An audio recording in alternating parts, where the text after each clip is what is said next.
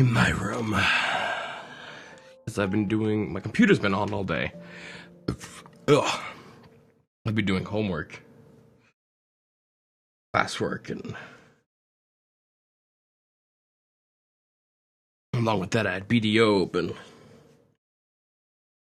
So, my computer, she's been having a good workout today.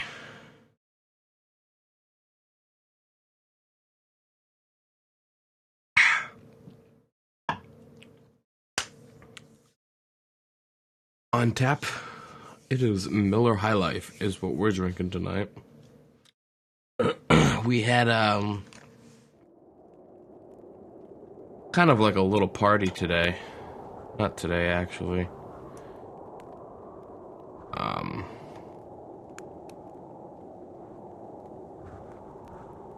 few weeks ago. And we, someone left that here. Okay, so I guess we're here.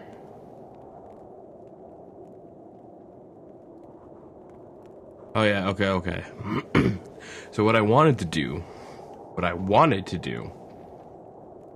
is wanted to go through here and I kept on dying here before, and I think it was, well, I know it was because of the monster. So we ended up going around to this one. However, if I go here, I'm unable to get back up, so we have to traverse down the mountain and kind of go back on through the cave.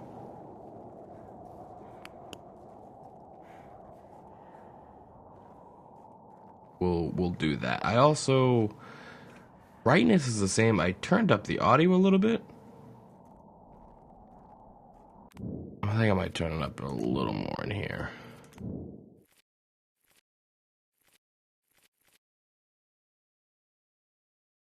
I guess I didn't save.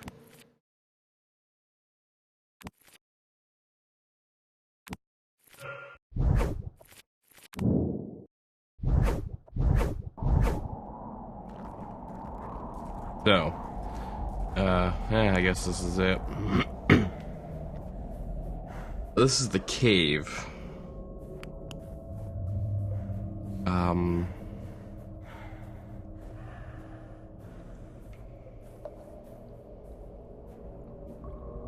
I think...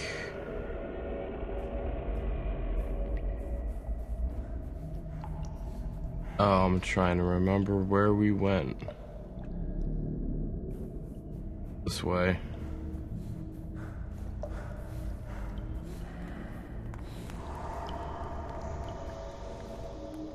I think it was this way as well.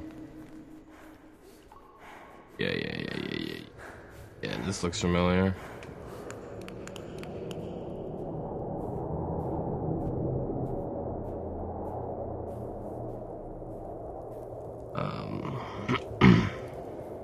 You think you are significant? That you will uncover the truth for everyone to see? So you can point the finger at the monster? First, take a look at the mirror. It's weird that that's Sean Bean, because I didn't realize that's dark as fucking shit. Nice. I didn't realize that was Sean Bean narrating. For the first playthrough. So that's pretty cool. This is... Oh, yeah. Okay, so this is where we kind of...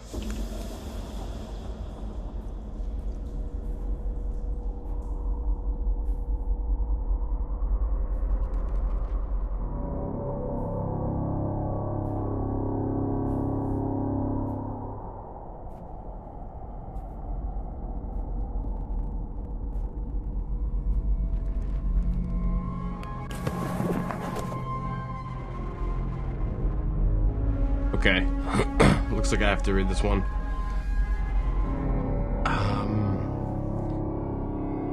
Seversk is a closed city in Tomsk Oblast, Russia, located 15 kilometers, 9.3 miles northwest of Tomsk on the right bank of Tom River. It is in the hands of Rosatom, the Federal Atomic Energy Agency.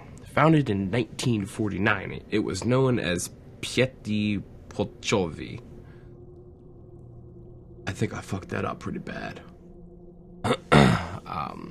Town status was granted in 1956. It comprises several nuclear reactors and chemical plants for separation, enrichment, and the reprocessing of uranium and plutonium. The headquarters of the Russia Research Unit for Natural Phenomena until 1991, called the Soviet Research Unit. The unit's activities concern research on occurring national disasters in Russia.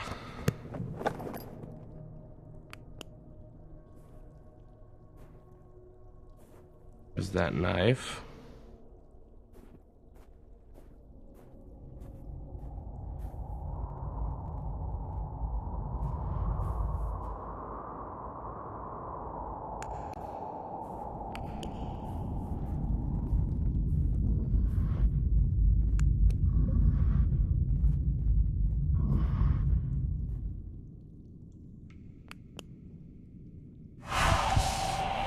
Oh, fuck. I didn't realize he was there.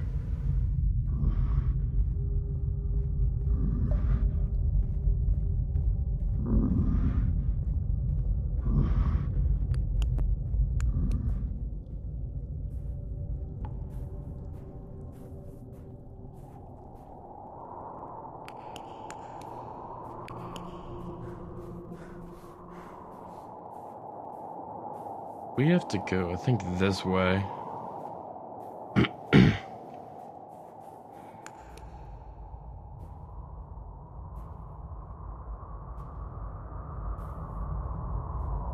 Hold up.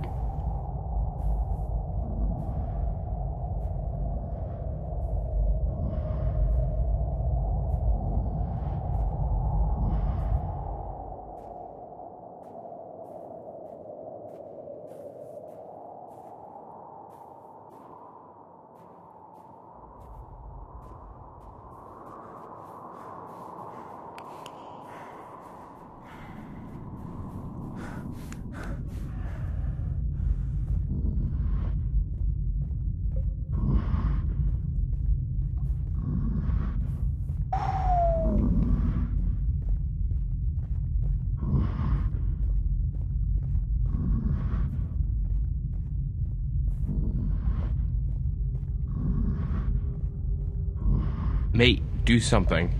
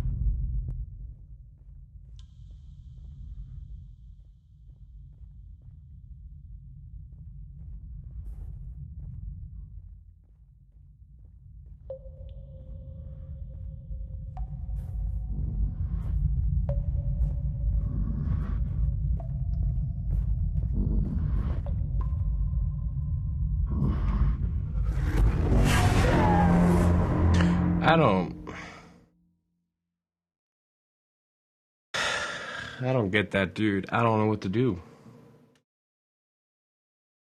Like, I don't think I can just run. He keeps on resetting.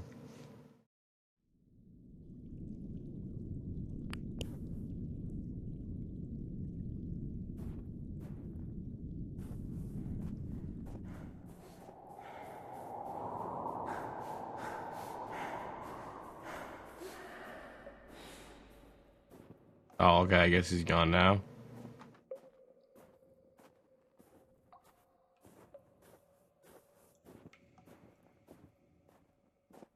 Hold up. Okay, so...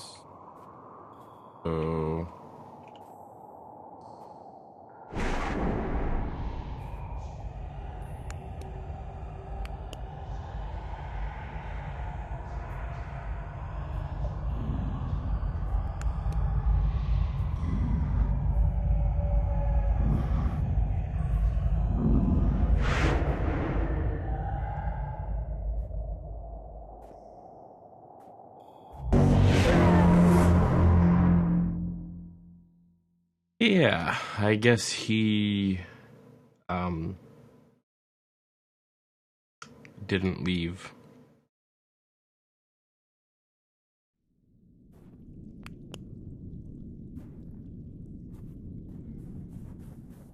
I, like, get stuck there.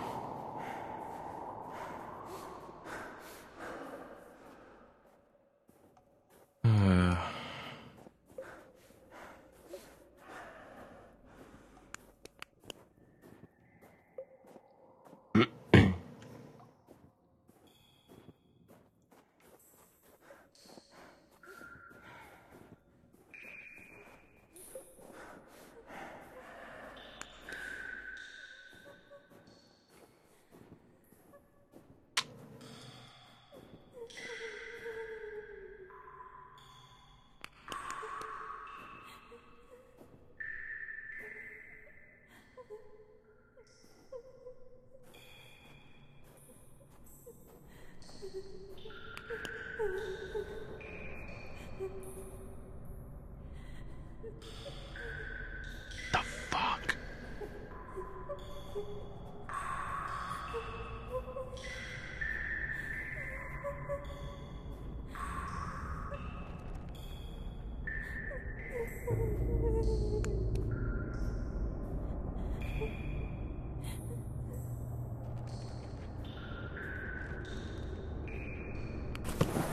For a very long time, I could not come across any trail.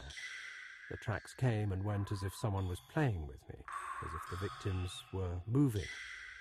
And as soon as I was almost sure I had seen something and I would find something new behind the next tree, the trail suddenly went cold. I had no idea what was going on. Finally, I reached a small meadow. There, I found a bound journal, as if someone left it there on purpose. The journal belonged to the members of the expedition. They wrote down their thoughts and observations. Note, there were also some obscure entries, probably taken down in the dark, concerning the situation they were in. This could shed some new light on the case. I am attaching the journal to this report. We have to control the conduct of the investigation, and at a certain point stop the information flow. The facts concerning the incident cannot be made public in any way, shape, or form.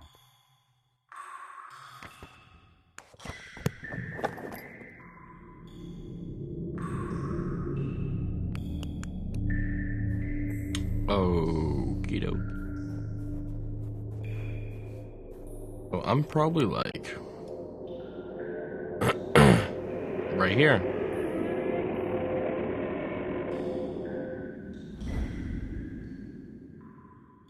Hello? Okay. That's where I am. That's gonna bring me right back. It's out there, and then I can continue going on that way.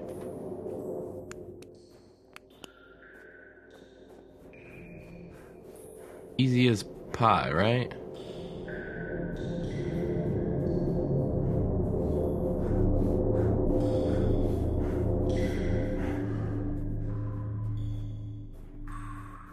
Okay. There's my campground.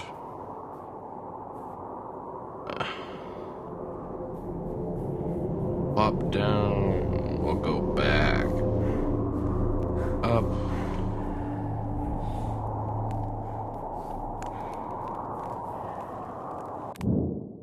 I'm also going to turn back down the audio. At least the music. We'll turn that there. We'll turn that.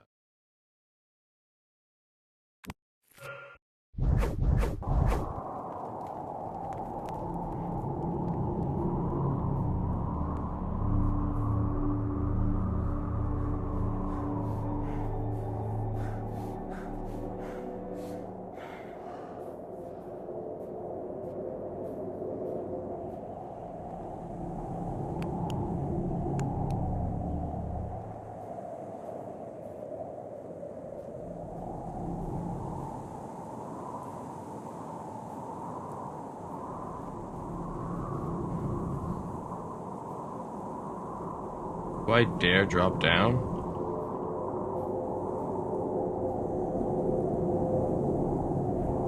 Nah. Nah.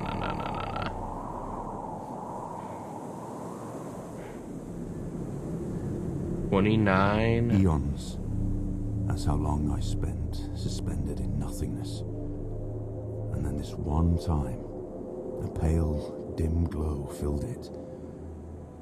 I felt as if some consciousness started soaking through an orange cloud into my brain, dripping with heavy drops, not letting me pass away nice and peaceful. I fought with myself. I had no strength to open my eyes. And finally, after processing this situation on and on, I realized I have no eyes.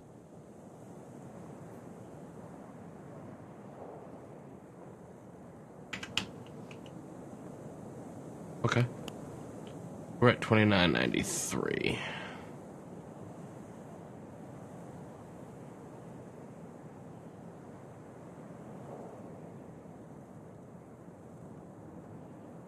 That's where we are.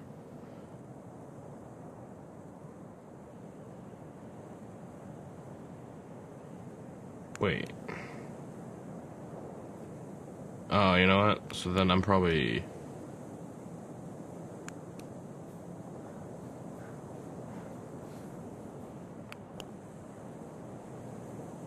Okay, so that's the bend.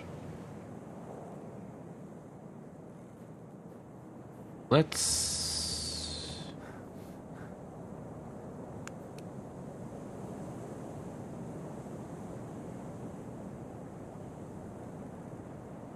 Sure.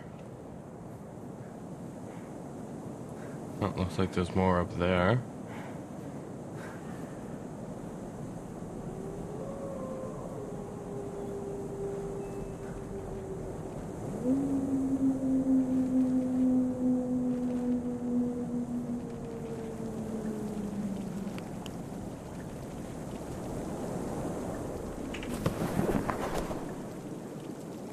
Caution! A psychopath on the loose. A dangerous criminal has escaped the Moscow Mental Institute. We have been informed the man is completely insane and delusional.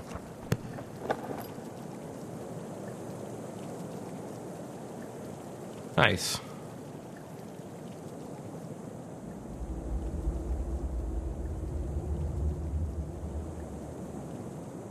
Exactly what you want to see.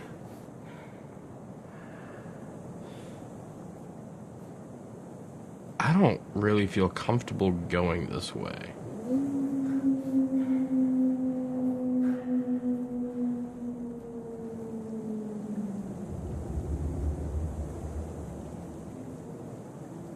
I think I want to go that way. Like, there's that thing?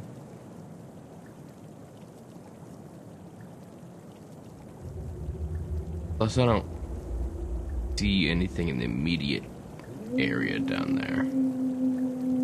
So we're just gonna continue on.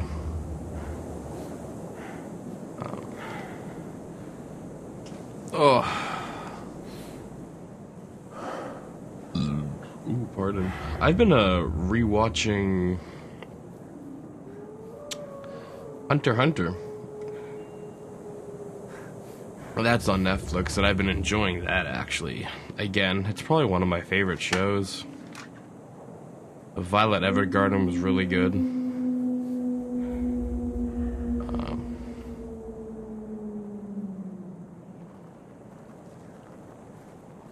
Wait, this looks like the river?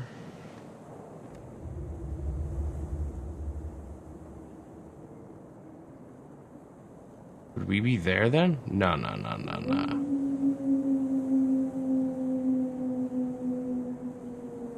Here-ish. See, if there's a cutway.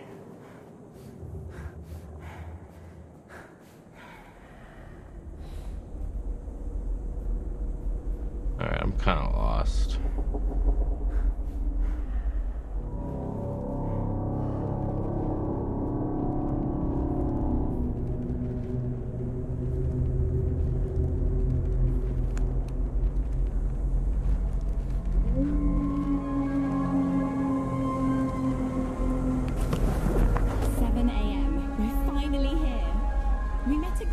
necromancy people. They have weird tools. I think they're for hunting. We've also encountered local hospitality when we were not allowed to enter the railway station because we were singing too loud. But we received a very warm welcome from the local school. We had a bit of time, so we met with the students and told them about our expedition. When we reached another station, some drunk accused us of stealing his wallet. Police got involved, but luckily, after some explanations, the whole thing got sorted out. We spent the whole night in the train speaking about love, religion, politics. When we felt tired, we went to bed, but since the compartments were not closed, we decided to keep watch and switched every couple of hours. There are moments when I doubt whether we are ready for such an expedition. Disturbing thoughts are haunting me. Maybe we misjudged our capabilities. Others say we'll make it, but I'm afraid. I have a bad feeling about this, as if a shadow of fear was breathing down my neck. I cannot explain this. It's time to take a nap. Yeah. I think a nap. I think you need more than a nap. Okay. That's okay, so we're here.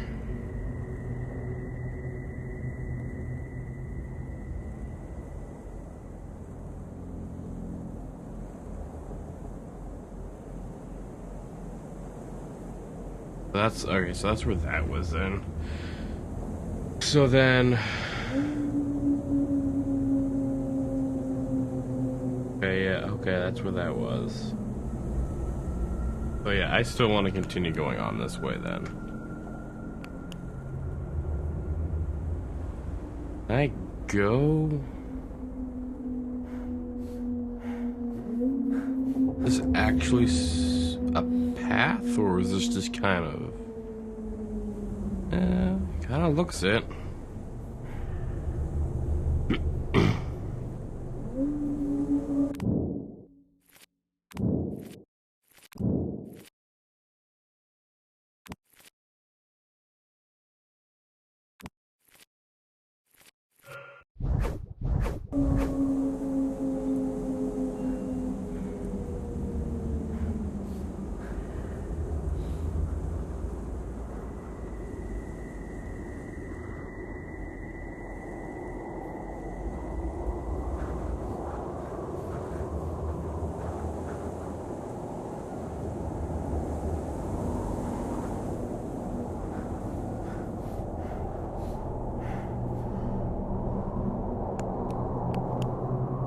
Where are you getting around here then? So if there's a path that goes branching off to the right, I'd want to go down there.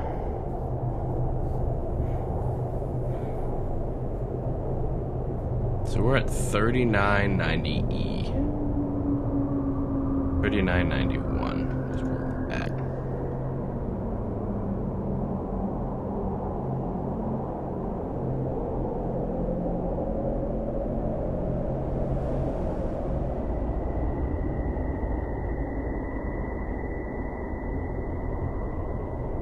That can't be right. 39 north?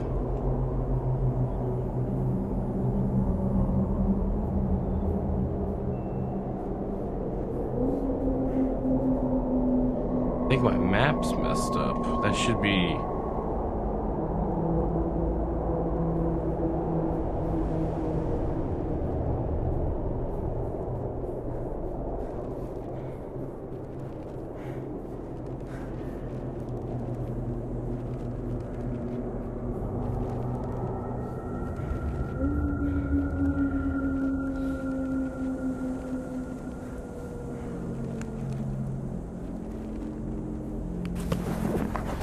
In something you could call a hotel.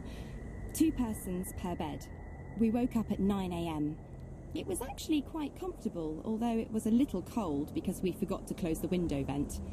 We ate breakfast, packed our things, and at 11 AM we were ready to go. We set off in the back of a truck, so it was a bit cold. During the ride, we talked about absolutely everything we could think of. On the spot, we spoke with some local workers. I remembered one in particular. He had a red beard, Friends called him Beardman. We cooked and ate dinner, and now we are resting. Half of the group is looking at some maps, the rest are sleeping. I started handling the equipment and writing. It is still a bit too cold. My hands are shaking, but finally my thoughts are much brighter than yesterday. No creepiness in them whatsoever. There's a long way ahead of us, but the only thing I can feel is excitement. It seems as if the forest is calling us. That beautiful, magical, dark forest. Okay, so. Yeah, so that's a little off. Okay, so we're gonna go back this way. And then we're gonna jump down this way to what seems like it would be a forest. And then we'll go through that forest, go down this way, then go over there, head up on this whole ridge.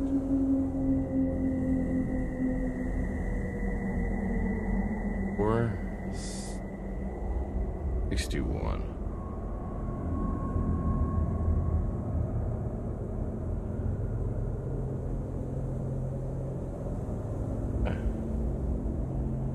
So yeah, let's can we just like jump off? No.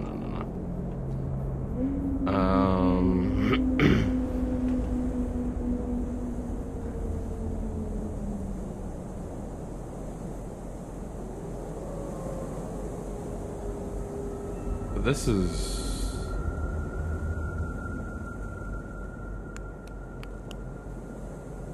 we'll just hop on down.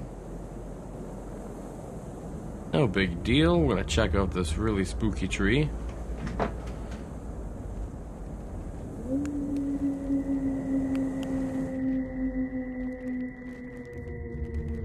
We're at 39.96.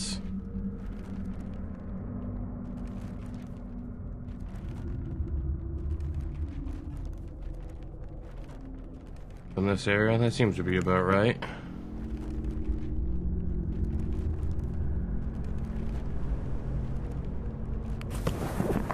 Human being's mind is a curious toy, consumed by pain and madness. It resists, but defends itself from what can set it free. The path to understanding leads through contradiction. We deny one simple fact, the fact that humans are the real monsters. And as such, we should treat each other. Although I had been deluding myself otherwise for so many years, I have finally figured out my true nature. Remember that in the darkness, you are never alone. There is always someone who awaits your fall. Now, it'd be cheesy, but having a jump scare as I exit out of this wouldn't surprise me.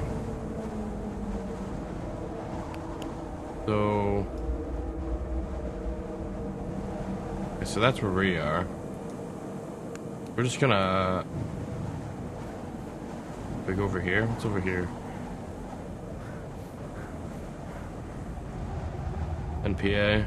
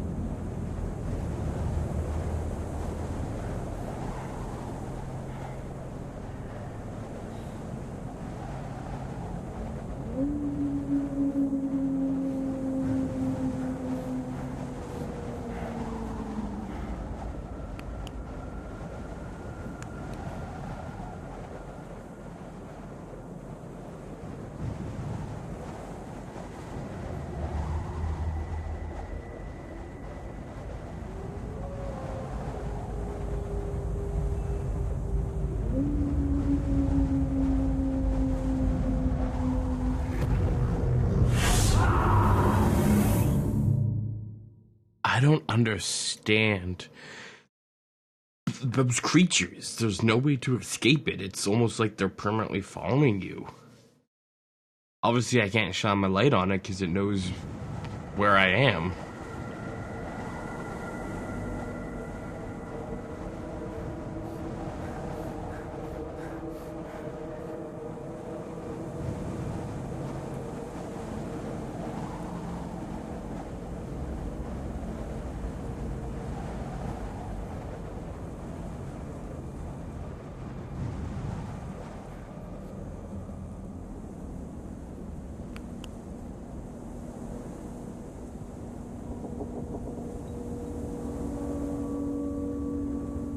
It's not really so much a horror game. Honestly, it's just more of an annoyance.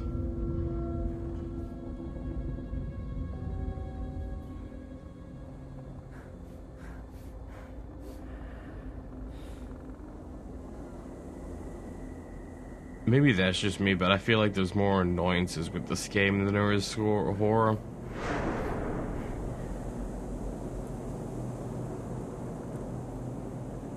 Cool. Where are we?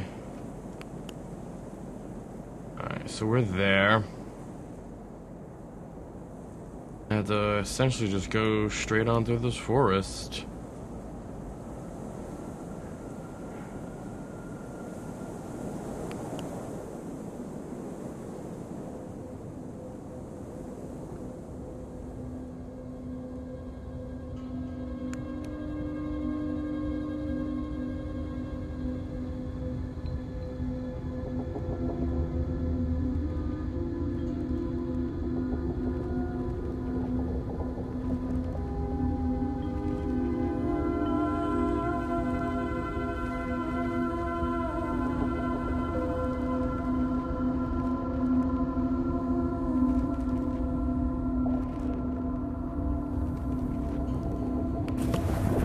Finally, we made it to the pass.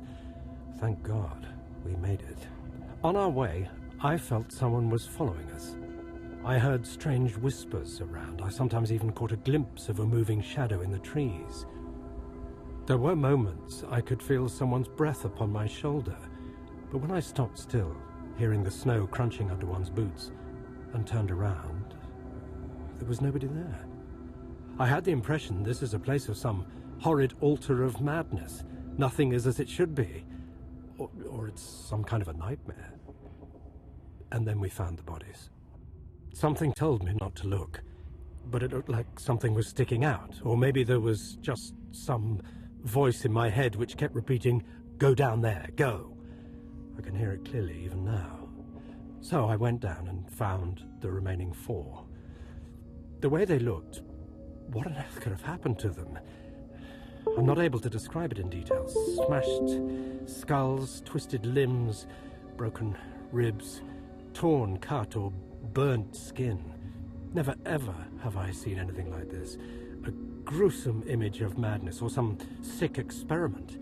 As if someone or something played with them and abandoned the destroyed toys in the forest. I felt madness was slowly but firmly overcoming my soul.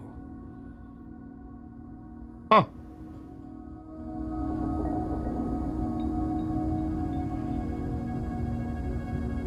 Throughout that whole that kind of spooked me. Throughout that whole reading, I feel like I heard someone breathing.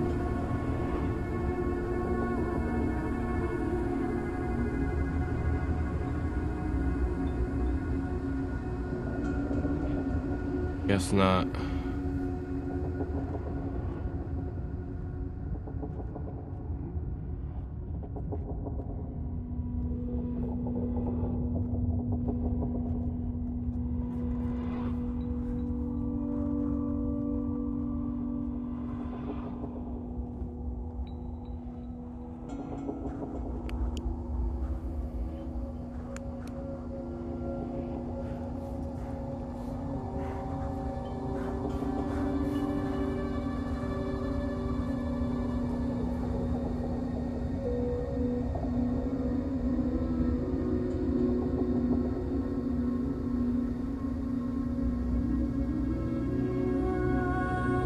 think, here?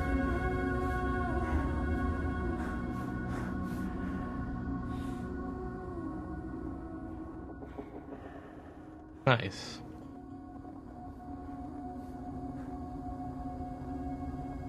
Oh, that might be it over there.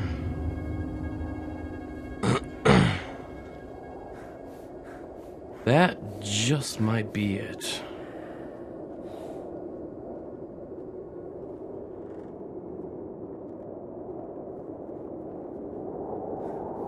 See. Yeah. That should probably be it. I have to just keep on going left.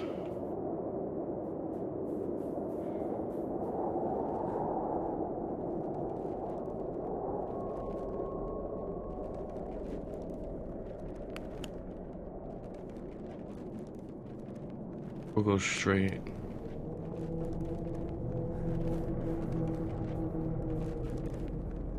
Paper. Okay. Alive corpses in Siberia. Was there a top secret facility where scientists worked on reviving the dead? Several elements would suggest that this is the case. We are in Inya, a town in Siberia. Here there was to be the institute where decades ago the most brilliant minds were accomplished the impossible. Revive corpses. Plug-in. Nowadays, in places of the complex, there are only ruins. It is difficult to determine what exactly was there. Till this day, we can stumble across things resembling medical equipment. But it is clear there was no hospital here, as the elder locals recall. One day, the military came, marked down an area, set up a construction strike, and it took them several years to build it. One building after another. People were happy because there was work, but as soon as they finished, the military surrounded the area with barbed wire fences and forbade to even walk in the vicinity. I remember trucks pulling up and soldiers unloading some equipment. Behind there was a large lot where huge deliveries vehicles pulled up. People said those were refrigerated trucks. It had been going on like that for more than a dozen years and nothing happened. 2 or 3 years before they closed it down, some weird things had occurred. We saw them transporting people to the facility, and the whole village heard screaming in the middle of the night, as if they were murdering people. One day, it just stopped. Trucks left. Military stayed for a while. Engineers came that tore the whole thing to the ground, and that was it. Could have been in that facility. When asked about a possible explanation, Dr. Yevgev, an eminent historian, says it was not unusual for previous governments to build a facility hidden deep in the corners of Siberia. It does not have to have anything to do with any paranormal fairy tale, but merely with the classified military activity. Although historical sources remain silent about Inya village and any military facilities or scientists in this area, it totally contradicts the inhabitant stories. We became aware of existing documents that could shed light in the case. An extract from correspondence where the names of sender and receiver are censored mentions about a facility in the middle of Siberia where the military sends well-preserved bodies of convicts in refrigerator trucks for further research. Furthermore, the author writes, I do hope you will manage to do something with them, because the mountain is becoming impatient, and one alive is not enough. So, like, shit went down.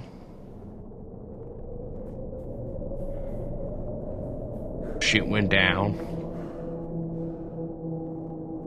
So I want to... So this should be... Okay, so going down...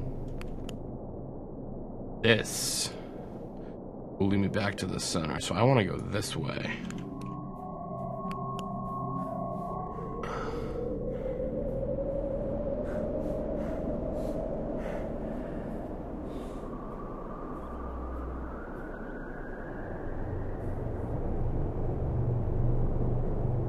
Am I going to continue on this way?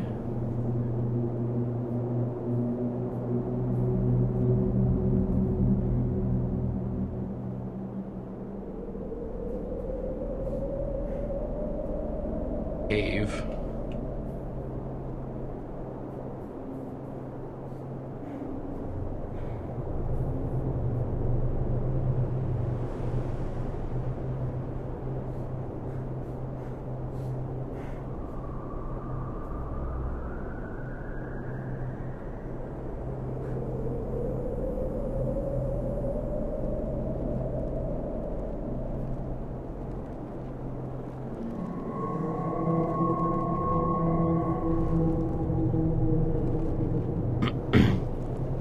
This is like, I can't tell if it's like an alien type thing or if it's just like standard paranormal ghost. The weather is pretty good. We have the wind at our back. We arranged with the locals that they will give us a ride to the location of the second camp. We helped them unload the carts and waited for the horses. At approximately 4 p.m, we set off to continue our journey. We managed to replenish food supplies so we could eat something on our way there. The horses are moving slowly. It's making me sleepy. It's getting dark. The second camp was an abandoned village. We found a house to stay at overnight. In total darkness, we started setting up a fireplace. Everyone cut themselves on nails sticking out of the boards. Apart from that, everything was okay. Then, it all started. It all started. The bang. Okay, so there's an abandoned house. Yeah, that looks about it.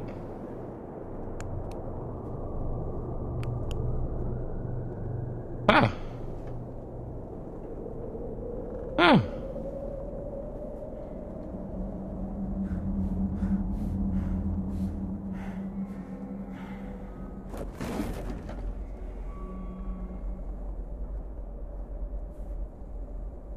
My computer is lagging.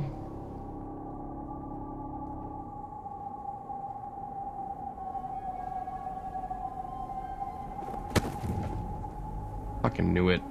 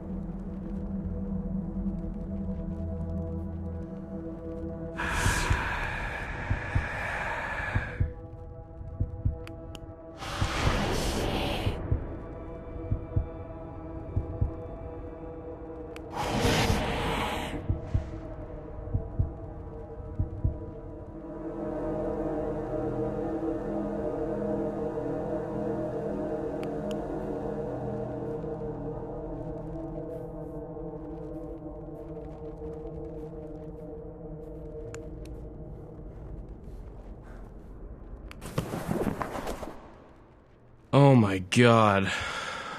I'm not gonna read that all. I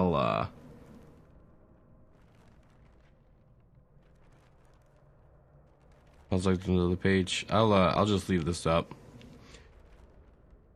If you're watching a VOD or the YouTube video, you can pause it here. I'll give you some time to pause it, read it yourself.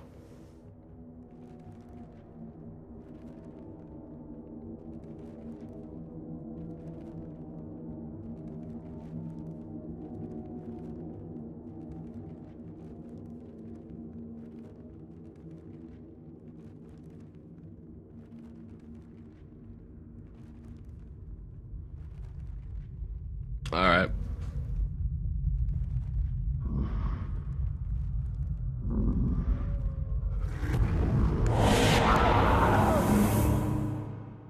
So I guess that's all the time we get.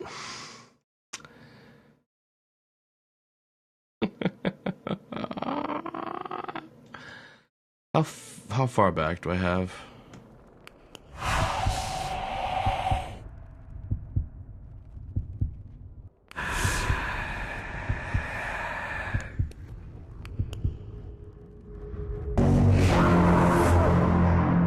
Dude, like I said,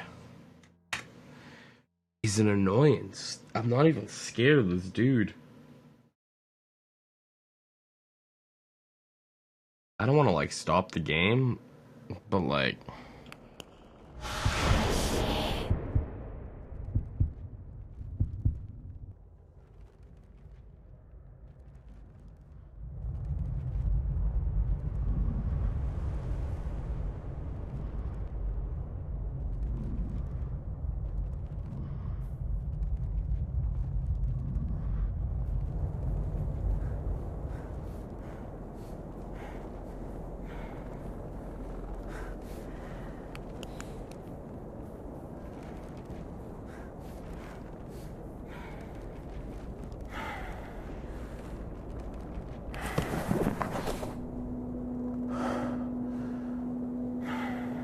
The Soviet Research Unit for National Phenomena regarding the occurrence of anomaly 0H-/91. First incidents took place in the 1950 and 1953 in the area of Igat by the construction of the transpolar mainline. The works were halted and the incidents classified.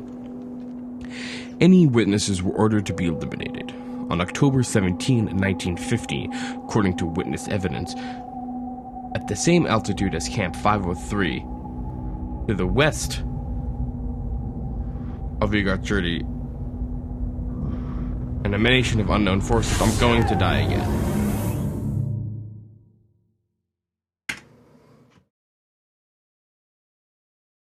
Dude, these...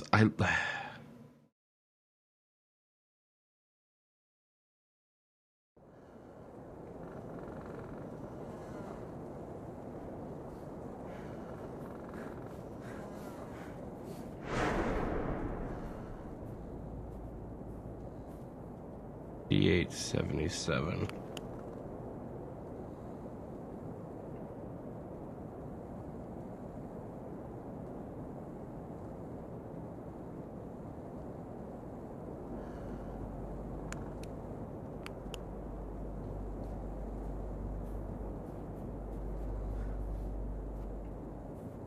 I'm like so lost.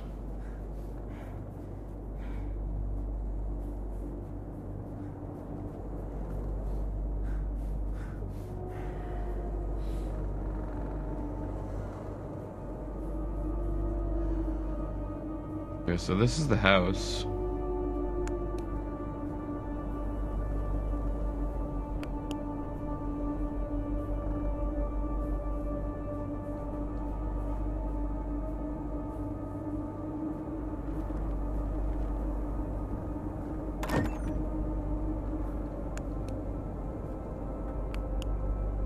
Okay.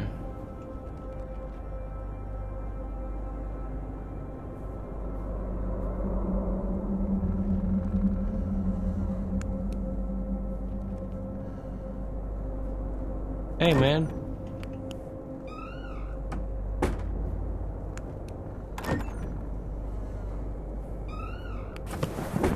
The sun is just starting to set.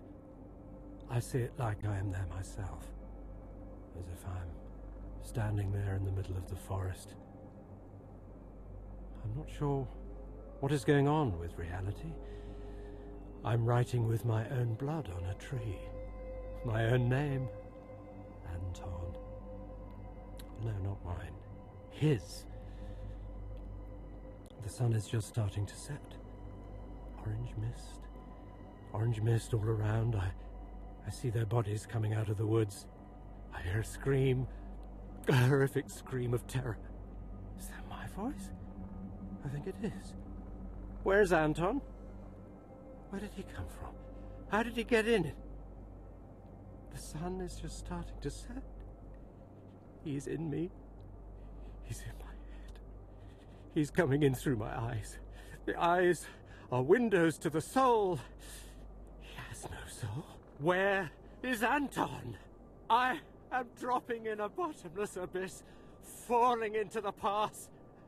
Dead and rotting hands are catching me on my way down. I can feel them whisper into my ear. Now, you are ours.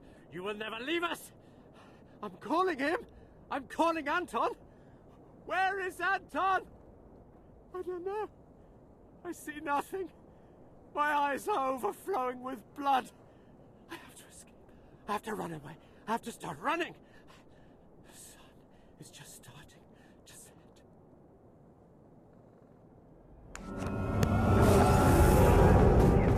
I can see you.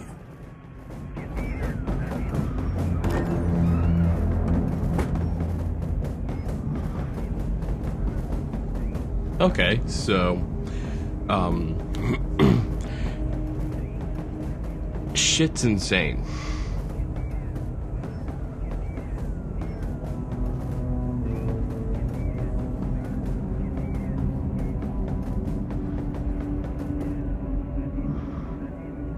Where are you?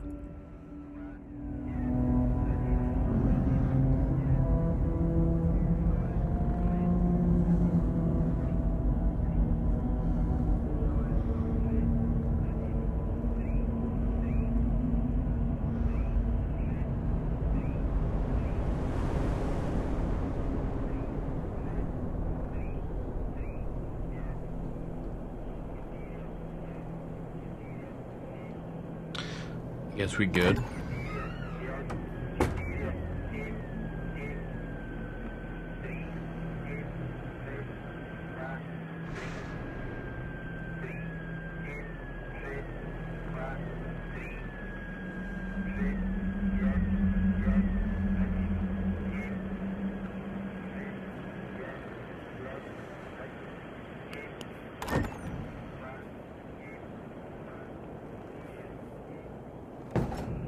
So there's the house.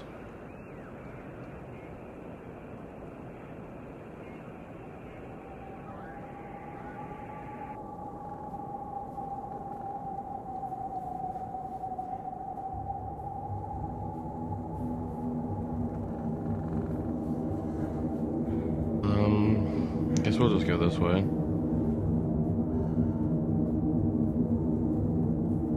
That way? This way.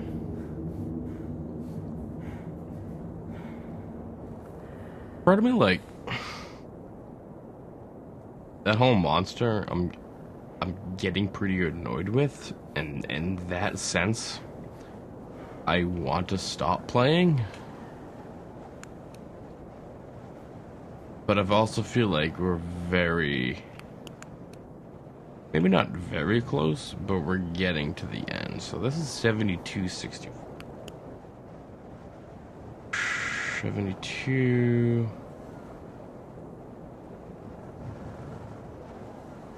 I think we're here.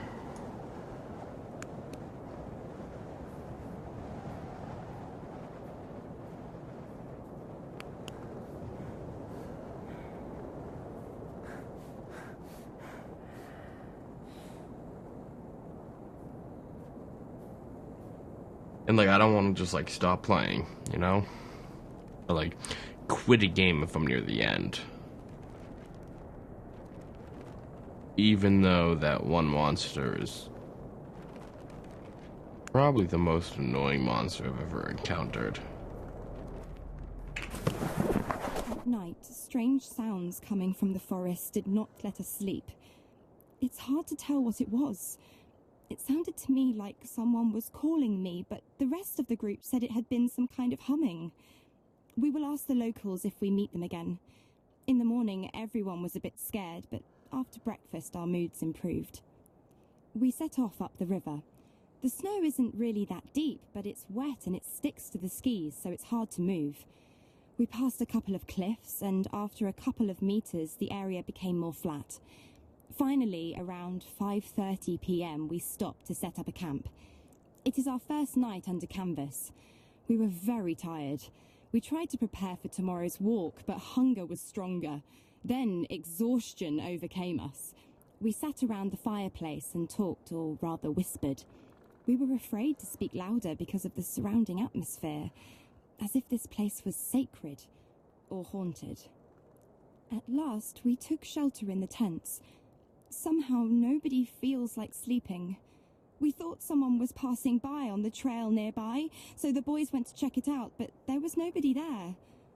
Maybe it was some animal. Again, I can hear the sounds from the forest.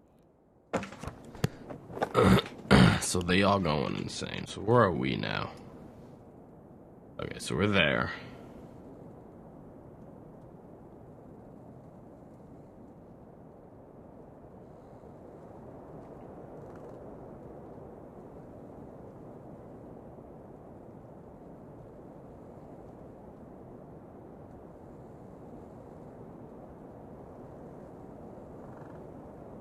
Okay, so yeah, we're going there next. So we're gonna follow the path, go up-ish.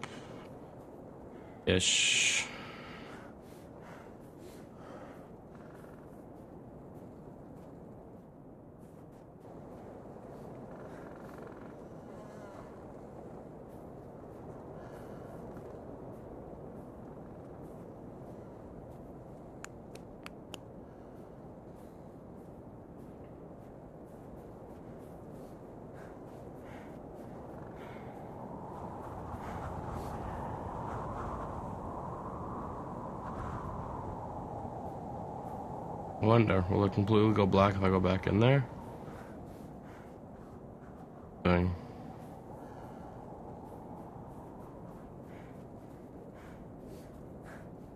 Dang. Well, no need. I like the brightness.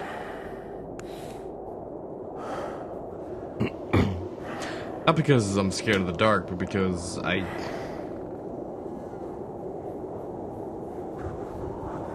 don't know.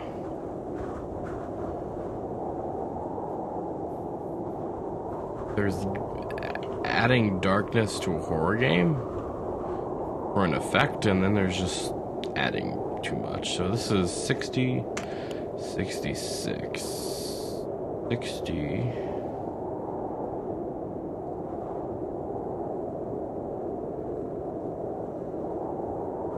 Like right here-ish. We gotta turn this way.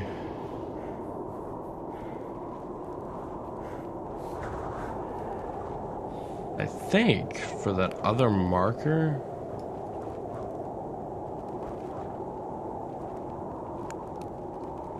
I think we go this way.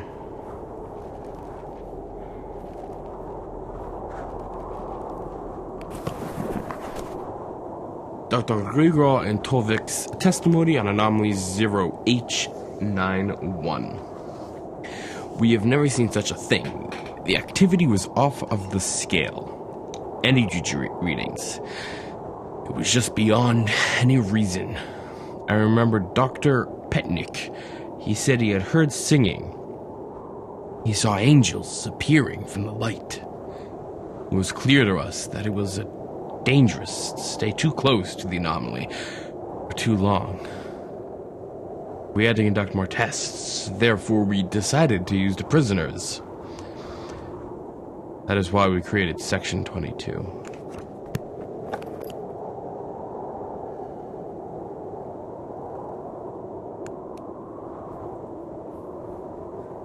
So this looks like it would lead back to the house. Okay, so maybe I'm a little off.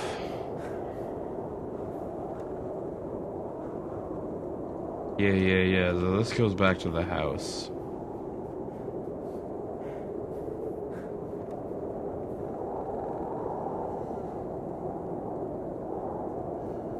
Okay, so we want to go back up that trail then.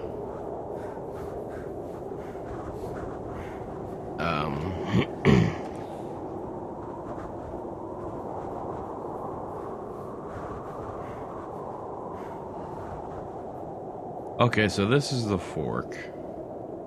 Left will lead us this way. This way was how we get that other I'm assuming log. We'll go this way. Plus it looks like there might be a bridge that we can cross over. What the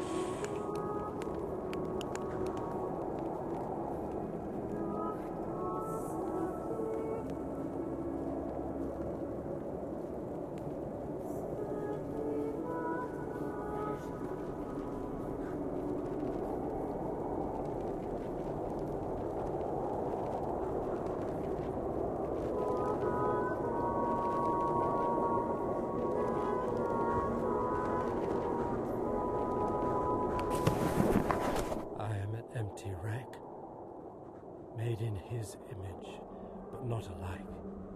A servant, obedient to one master. My body is a shell, and I am ready to absorb him. Now I see the plan. I see the magnitude of devastation. The Creator summons me, and I want to be his food. I am humming his tune.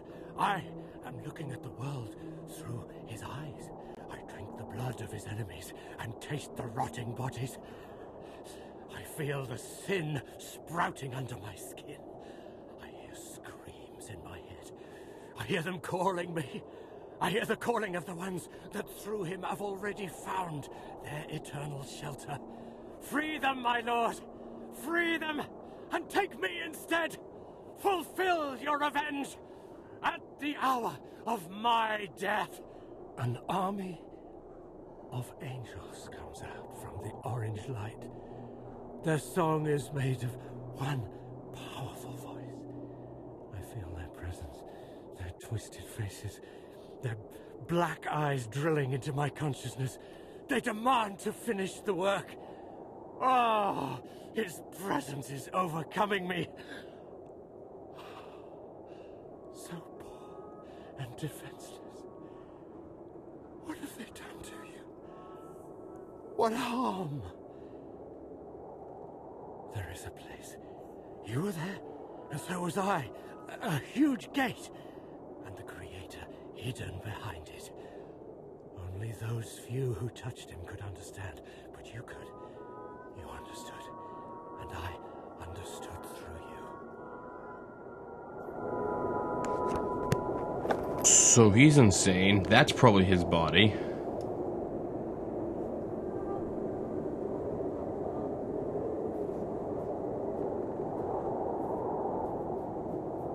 So, can we cut across?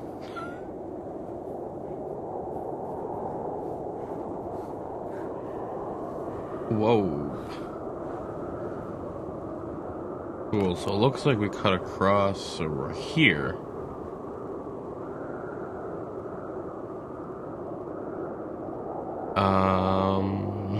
So we have 62.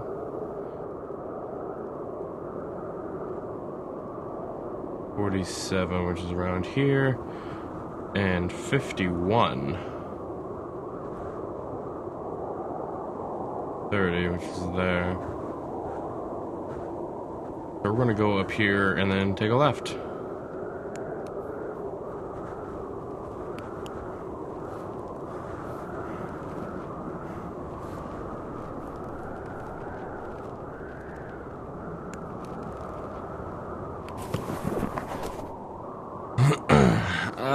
That's a lot of reading. I don't want to read that. If you want to read that, dude.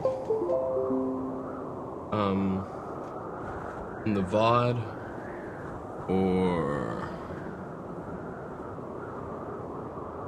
YouTube's, you can do that. We'll get you to it. I'll give you a few seconds so you can pause it.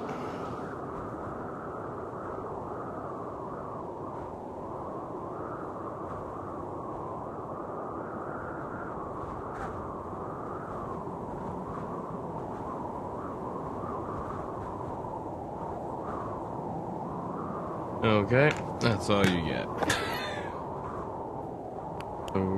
Okay, so that's where we are.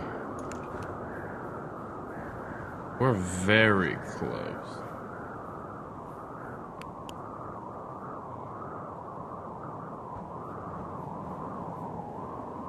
Okay, so this...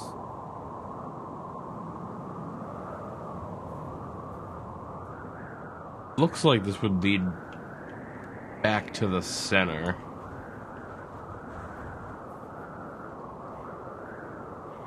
Let's see if we can go this way. Okay, we can't go this way.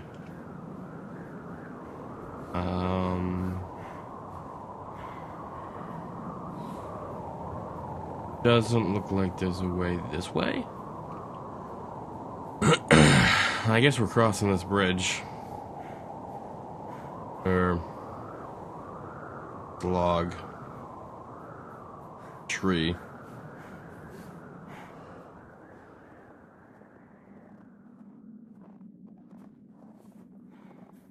Okay, so we're probably like right around here-ish. I don't want to be. I want to go...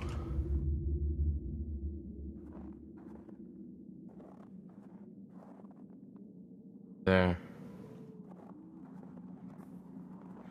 So I guess we'll go this way. Okay, so then this brings us... okay, so this is that bridge. Should be the bridge on the map. Cool.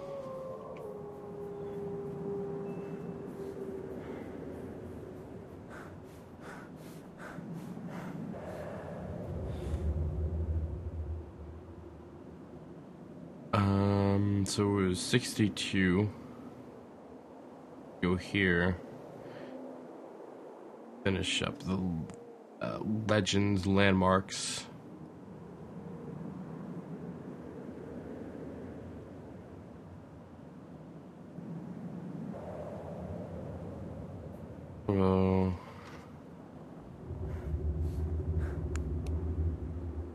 Nice, and we got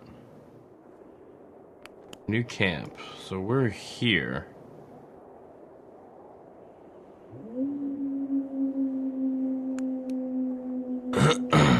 So what's up here?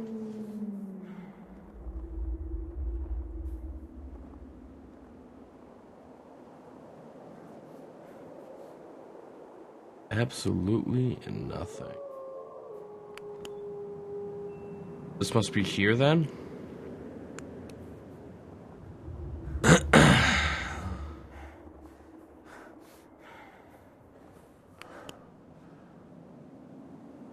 Okay, so then we want to go straight and then I guess left.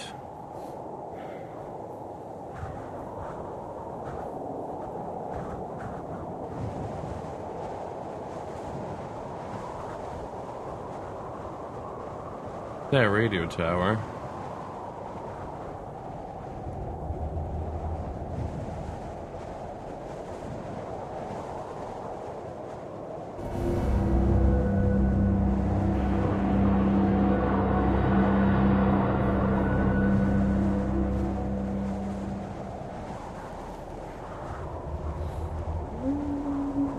Fuck.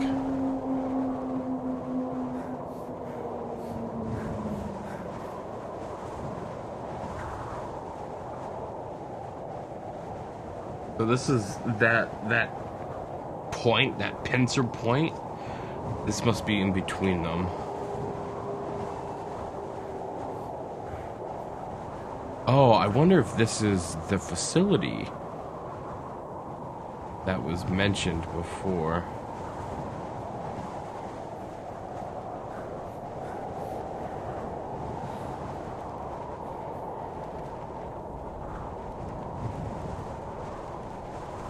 Here's a journal piece. Excerpts from logbook entries written by Dr. Ivan Wansky. Do you know what we wanted to do? We played gods. Telekinesis, telepathy, group hypnosis, causing mental and physical disorders, creating disintegrated space.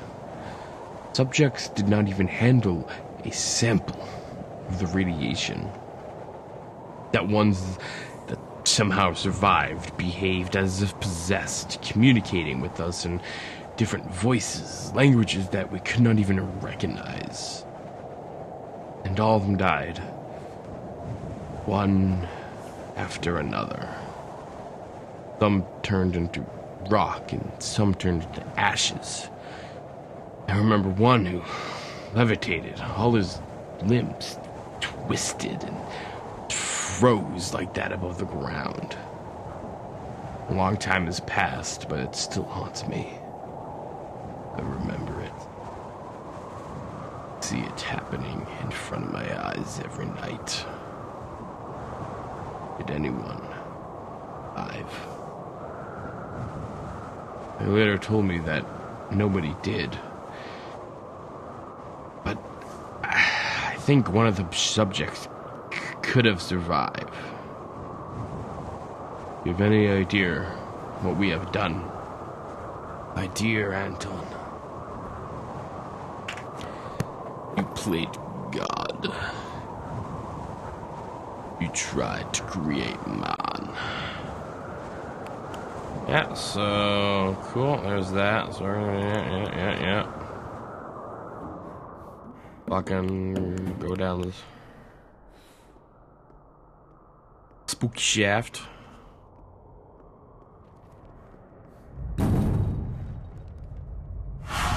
Oh!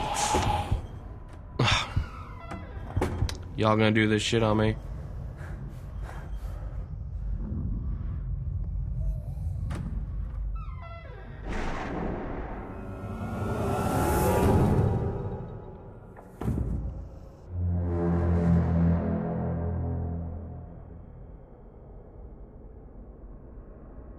Bro, that I'm gonna give the game that kind of that spooked me a little bit.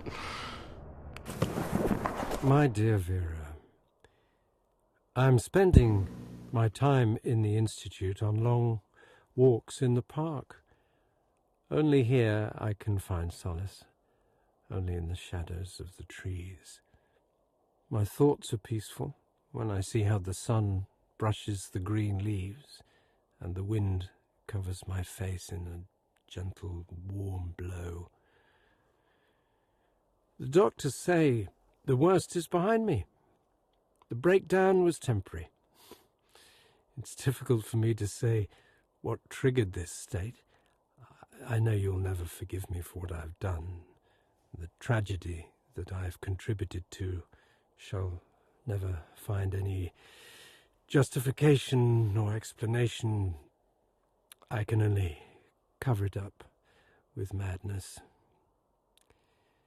But I am aware that this is a pathetic excuse, and I'm not able to hide behind it.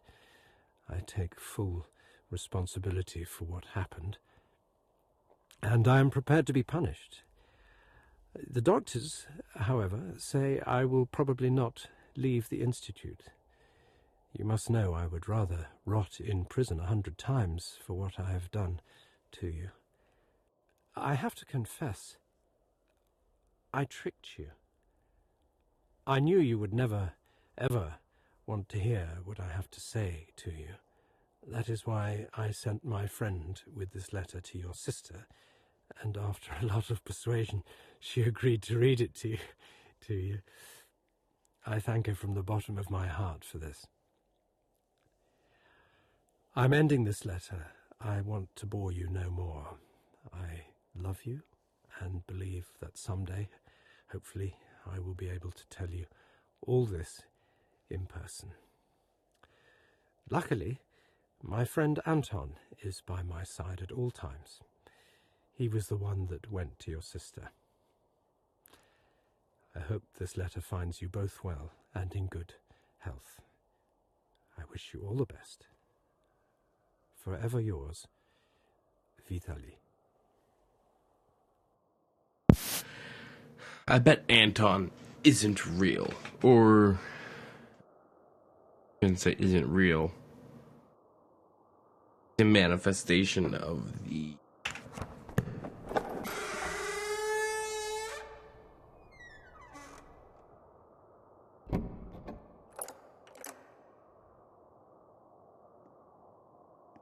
pit that went down. Hello?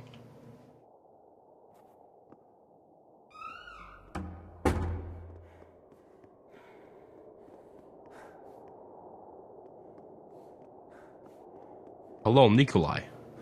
Time does not heal wounds, as I've recently learned. This truth was pounded into me by pain, cruelty, and lies. I learned from this. I remembered.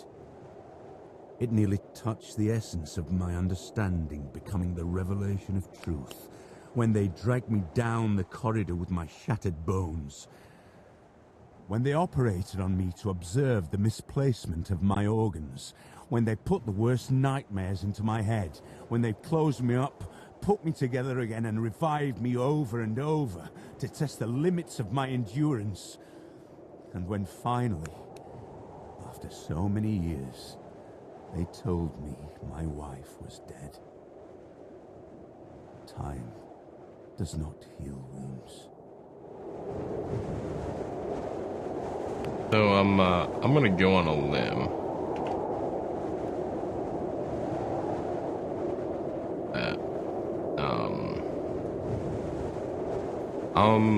I'm gonna say Anton.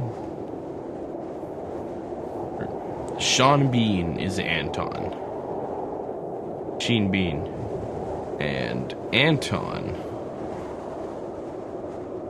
is that ghostly figure.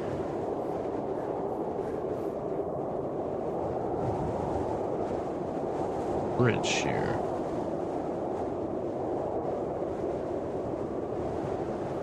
You think I can just kind of jump down? Probably shouldn't risk it, huh?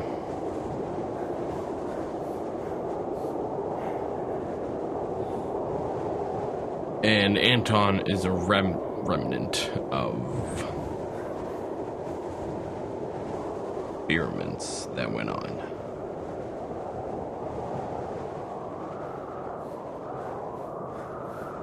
This... I don't know where this would go. Oh, we're kind of at a crossroad. I think we might be here. So going down that way would lead back to the center, so we're gonna go left.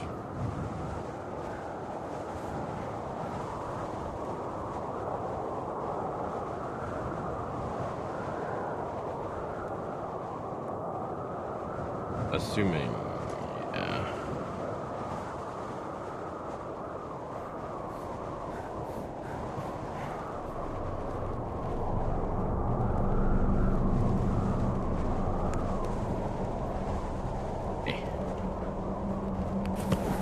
The weather today clearly got worse, just as our moods. We're all a little scared of what happened last night. There were even some suggestions of going back, but that was outvoted. We set off at around 10 a.m., going the same Mansi trail as we did earlier. We encountered a small camp of a local hunter during our hike. We asked if he had hunted the other night, but he said no. He told us a story about a ghost prowling through the forest in the form of a bright fog.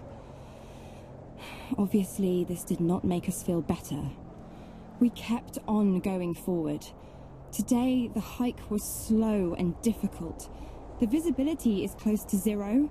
The temperature dropped to -24 centigrade. Around 4 p.m, we had to start looking for a place to set up a camp. We found a good spot on the verge of the forest, covered from the wind. As exhausted as we were, we began setting it up. We were too tired to dig up a hole for the campfire. We ate dinner in our tents. We had no strength for any discussions or thoughts. At night, I clearly heard someone walking around the tent. I heard them whispering my name.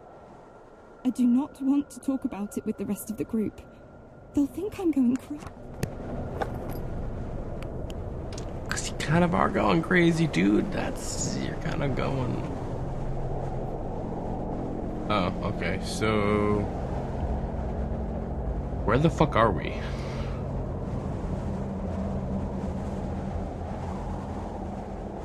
Okay, so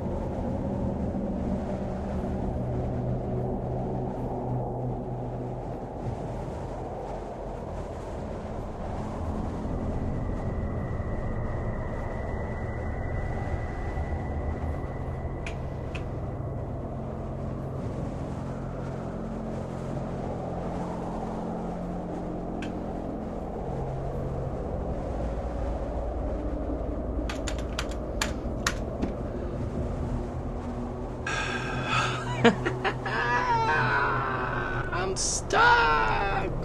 Fuck. Well, at least we got that campsite there.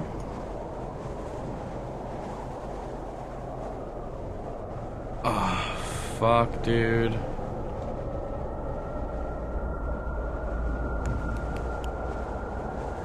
Can I, like, die or something?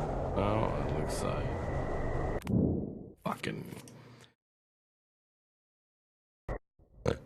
We'll see where it saved. I would assume it saved after or at the same point of getting that last journal, but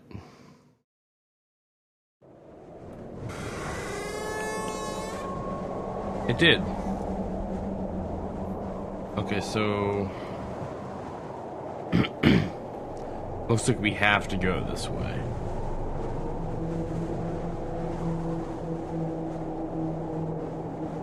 All of this is blocked. So we'll have to go through here, up around, all through here.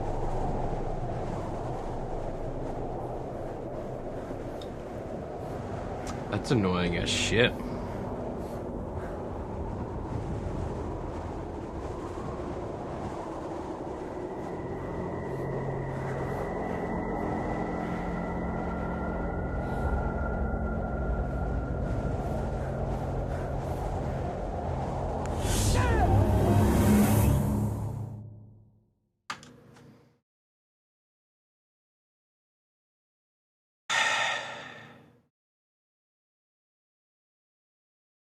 Dude's a bitch.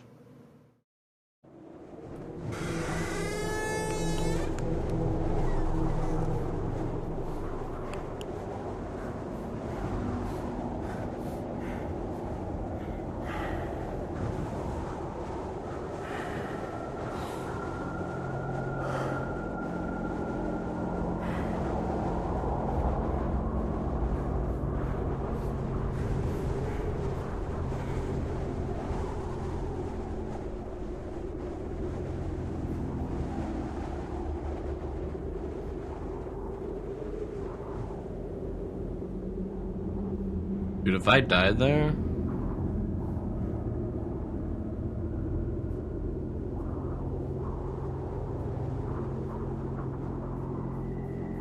Hold up.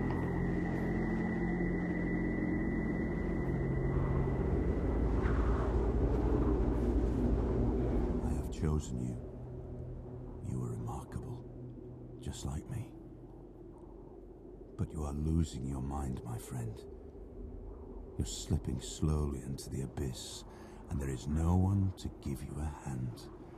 And at the bottom, I am the only one waiting for you.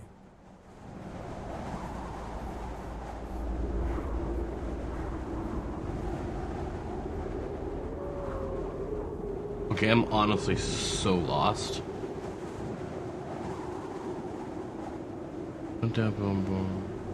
I think I'm here. Ish.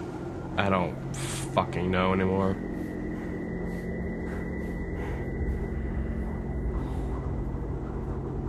Nice. Cool. This thing's gonna happen again. Alright.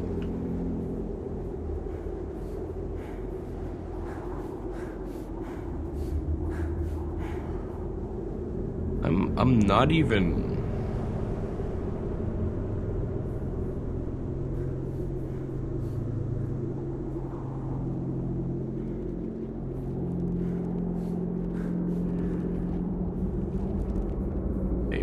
around here.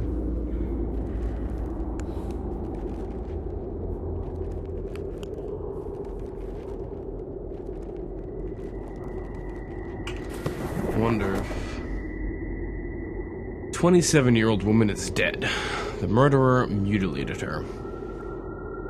Overnight, from Friday to Saturday, in a house in the center of Moscow, the body of a 20-year-old, 27-year-old, okay. Victoria R. was found. The victim had multiple injuries as well as serious harm afflicted to the eyes. The perpetrator has not been caught yet. No traces of forcible entry were noted. Doors to the apartment as well as all the windows were closed from the inside. Victoria R. was the sister of 35-year-old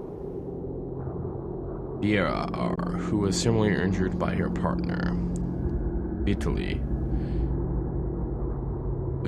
G. Detectives ruled out his connection to the crime committed due to him being locked up at a mental institution. Detectives did not rule out that Vitaly G could have had a partner.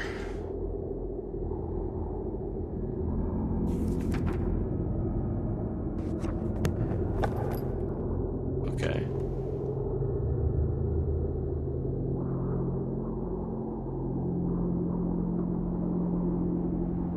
Oh, okay, so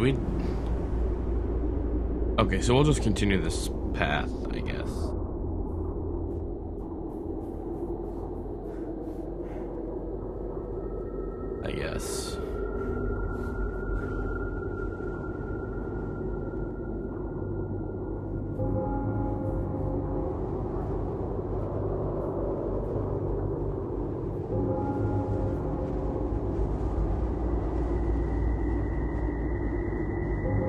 Oh, that's the mist.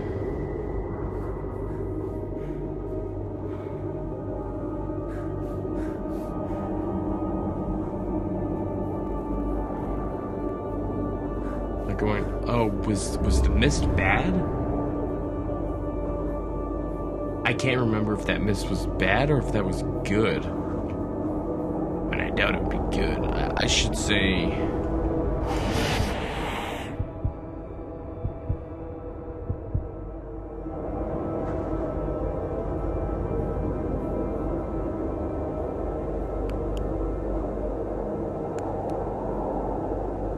bad or had no effect.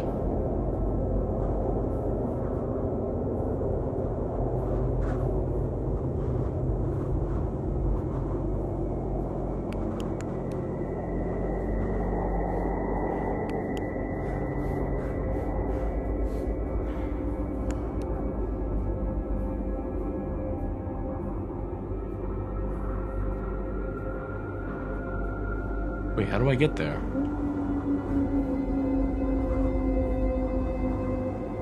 Must have to go all the way around, huh?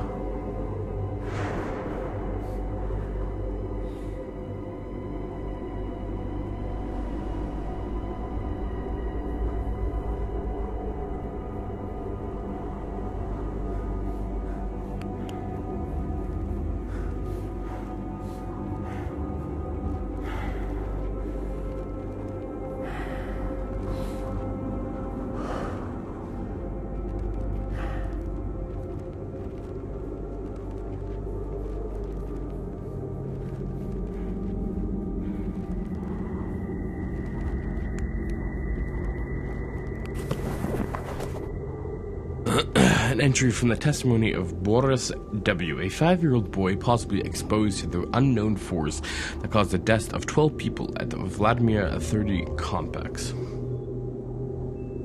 Boris W., I've seen you in my dream. You asked me about the same thing you were asking me about right now. The same man was standing behind you.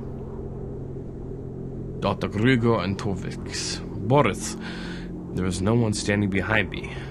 No one's here. Boris W. You're wrong, Dr. Grigor Antovitz. This man is asking me to tell you that in the orange light, the world is more beautiful. I asked you to take a look at chamber number 7, section 22. Doctor, how do you know all this, Boris? Did your father work on a department? Boris, No, Grigor, you son of a bitch. I've seen it with my own eyes. I've seen you taking people to God's eye. I've seen their skin burning and their arms being twisted. I've seen the nightmares that I planted into their brains. You honestly think no one knew about this? Think nobody survived? He has shown us. End of entry. So we're here. So we just gotta bridge there. So we just gotta continue on that way.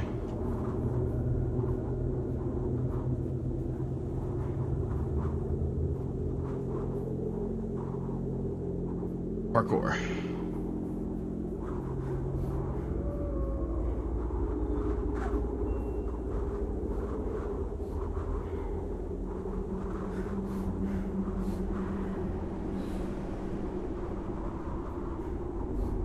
You have to go faster.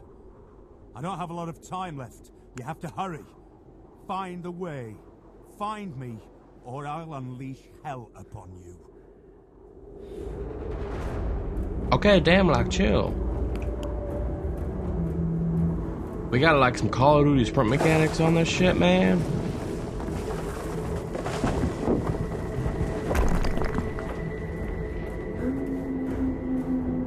I can't run more than 20 feet. I can't run more than, like, 15 feet. I'm like a fat dude, you know what I'm saying? Like, stamina in game is probably as good as the stamina I have in real life, you know what I'm saying?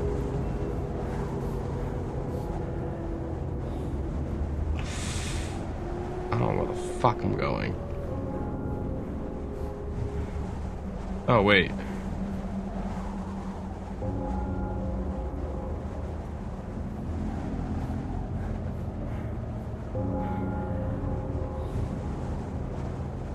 Guess this way.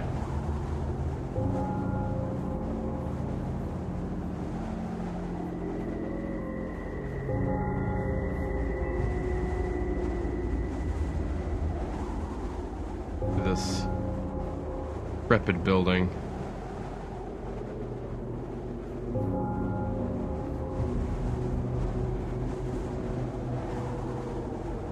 From whom the bell tolls. Please let me in, bitch.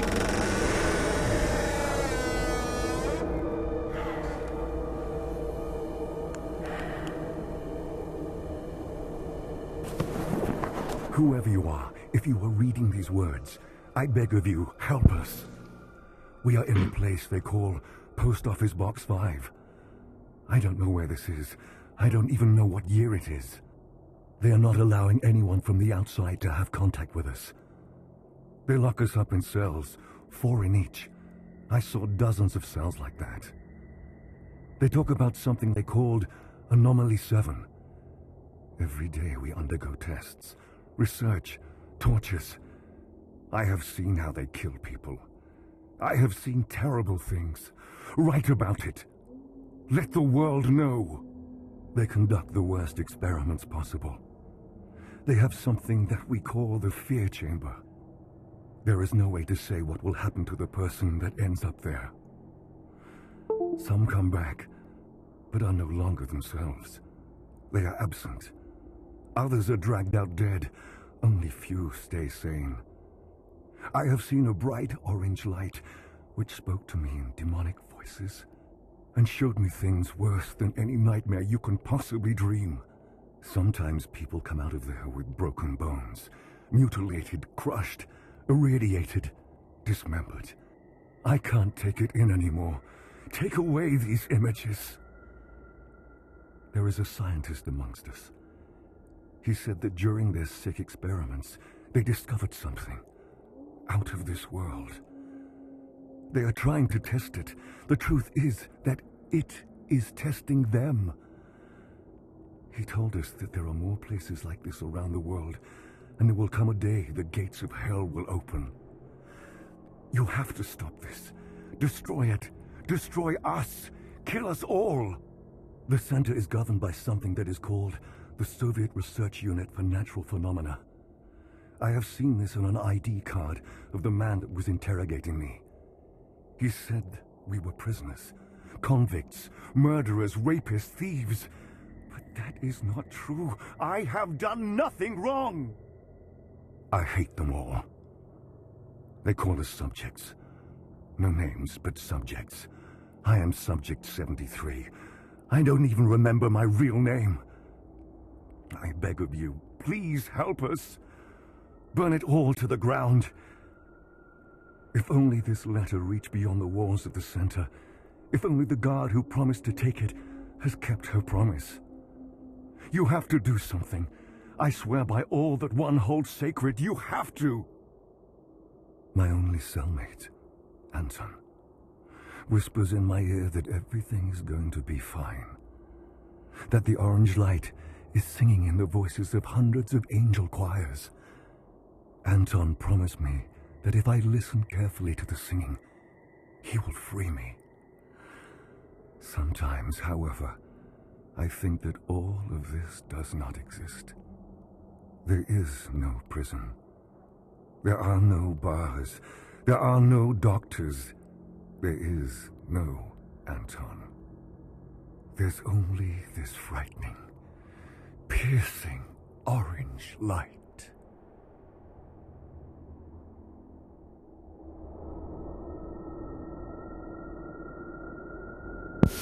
Huh.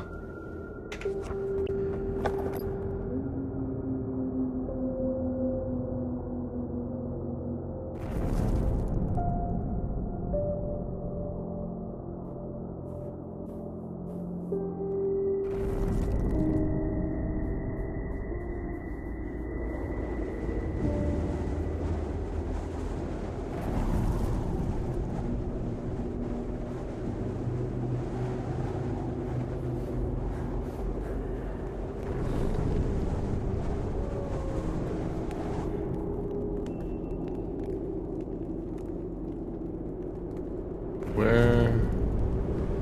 Here.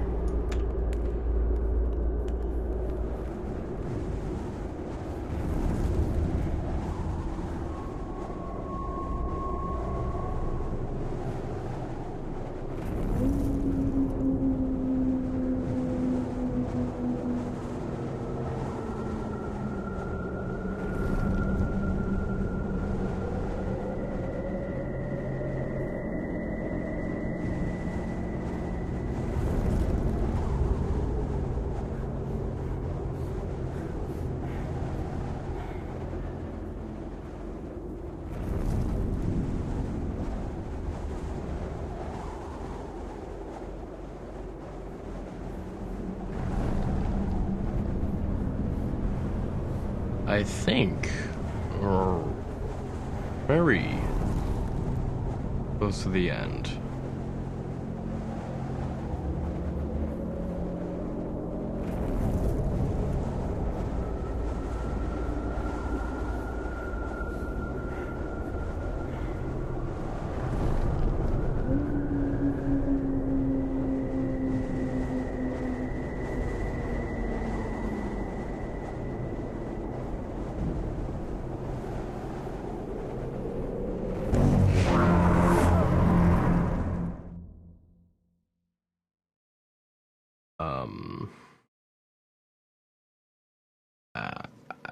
I don't know what I expected out of that.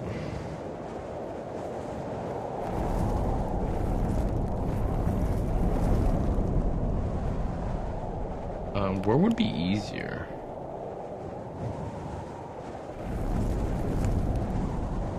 I guess it's just fast.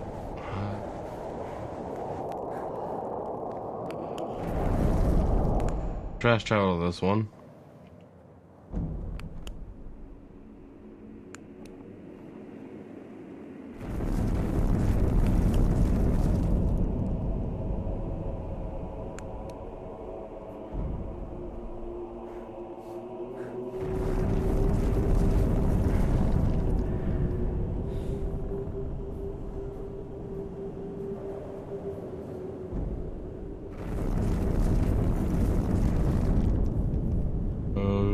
Okay, so those giant rocks are moving.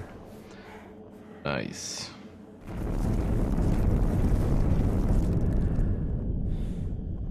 Nice. Is this the final boss?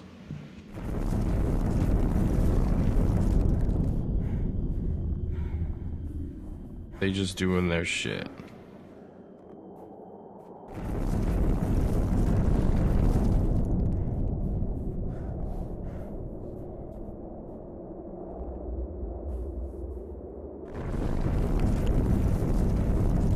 Turn my light on. Don't wanna trip and fall now.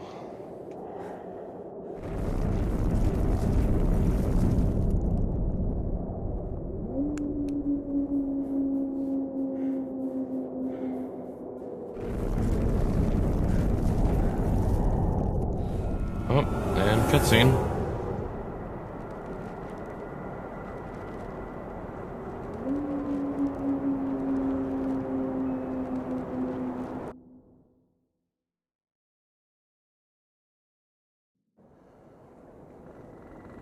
Just, oh my god, So, we have reached the end. Have you understood your role in my plan? There are no random victims, and nobody is completely innocent. You may not agree, but when the gates to Section 22 open and the world will see true madness, you will understand that everything I had done was necessary.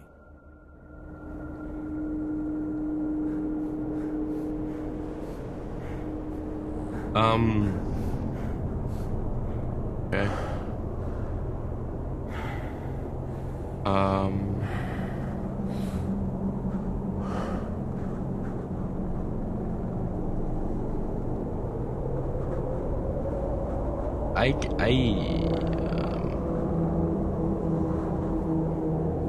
I guess we're just going towards the red light. I can see you. What's your name? Is that you? Is that you? Where are you? I'll see for myself. Do you hear me? Today we meet. I am right. What's your name? I can see you. Is that? Where are you? Is that you? Do you hear me? I am your name. Right. I can see you. Today we meet. Where are you? Coming. Do you hear me? I don't have a lot of time left. We have to hurry. Find the way. Where are you? Find me. Or I'll be held. What's your name? I can see you. I'm not about that.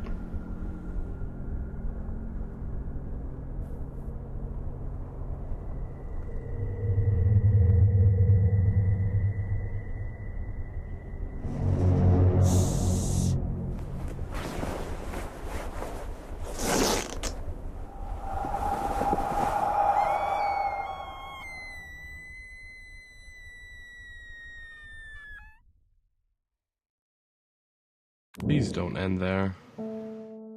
Really?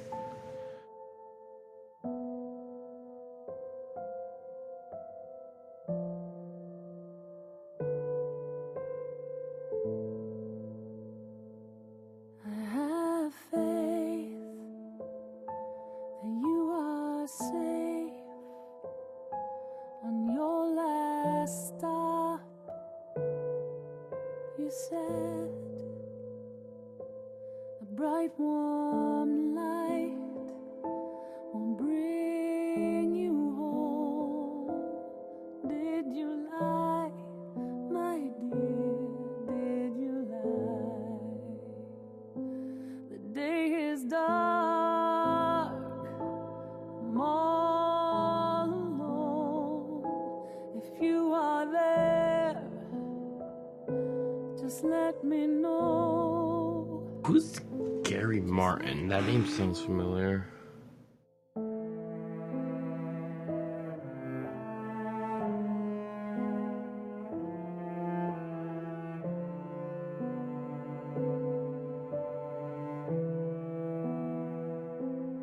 When the ashes all rise, the light shall fall. Will you find me? Will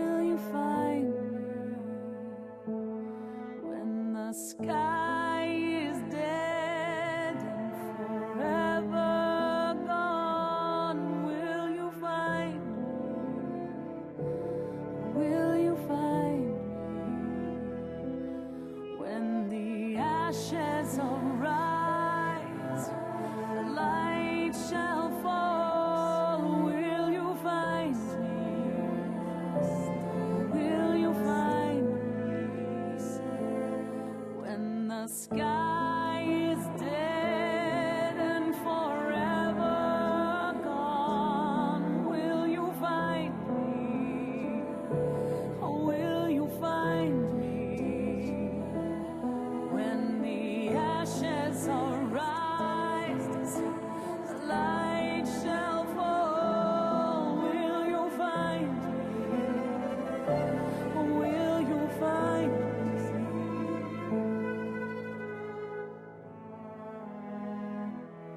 When the ashes arise, the light shall fall. Will you find me? Or will you find me? I have faith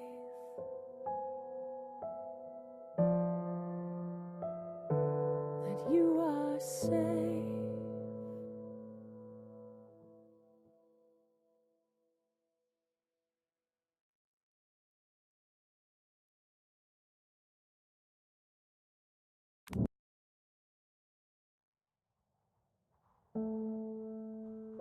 So that is that.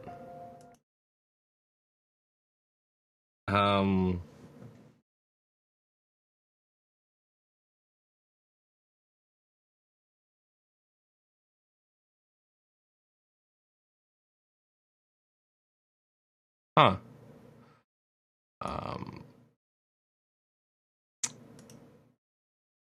So it's based.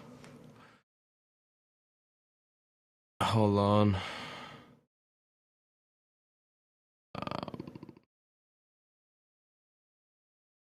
Oh yeah, okay. So KHOLAT is an exploration adventure game with elements of horror, inspired by a true event known as the Dyatlov Pass incident.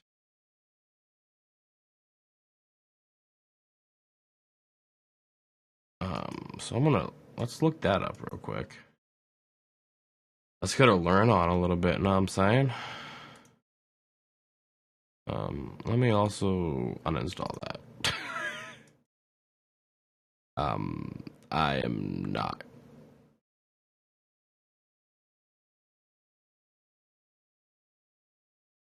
going to be playing that ever again. Not that it was a bad game, but you know. Well, not really a good game either. In my opinion.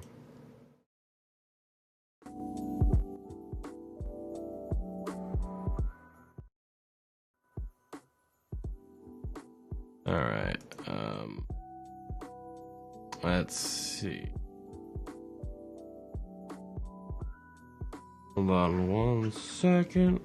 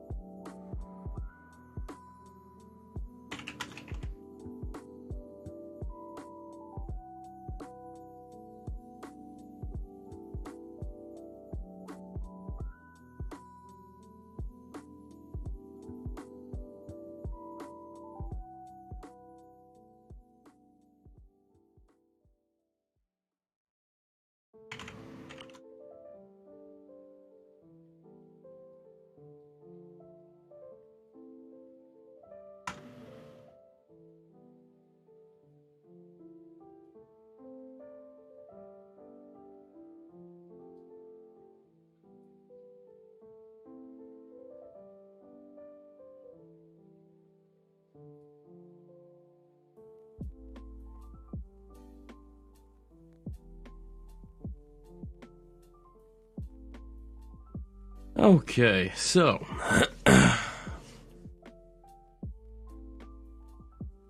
the Dyatlov Pass incident was an event where 9 people died in the northern Ural Mountains between the 1st and 2nd of February in 1959 in uncertain circumstances.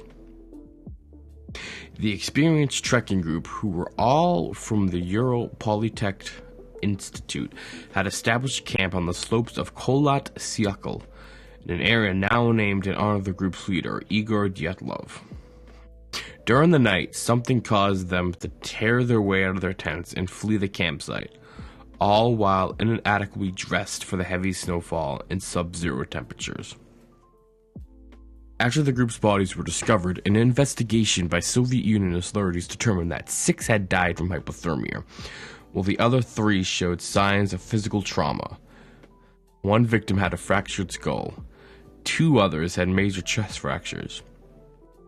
The investigation concluded that an unknown compelling force had caused the deaths. Numerous theories have been put forward to account for the unexplained deaths, including animal attacks, hypothermia, avalanche, katabatic wounds, infrasound-induced panic, military involvement, or some combination of these.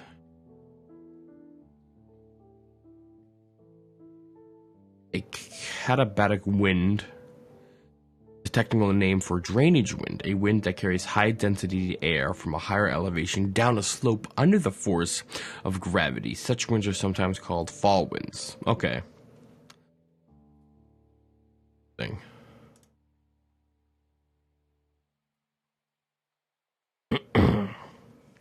1959, a group was formed for a skiing expedition across the northern Urals in Sverdlovsk Oblast, Soviet Union. Igor Dyatlov, a 23-year-old radio engineer student at Ural Polytechnic Institute, was the leader, who assembled a group of 9 others for the trip. Most of them were fellow students and peers of the university. Each member of the group, who consisted of 8 men, 2 women, was an experienced grade 3 hiker with ski tour experience and would be receiving grade 3 certification upon the return. At the time, this is the highest certification available in the Soviet Union and required candidates to traverse 300 kilometers, 190 miles. The goal of the expedition was to reach Utorten, a mountain 10 kilometers, 6.2 miles north of the site of the incident. This route in February was estimated as Category 3, the most difficult.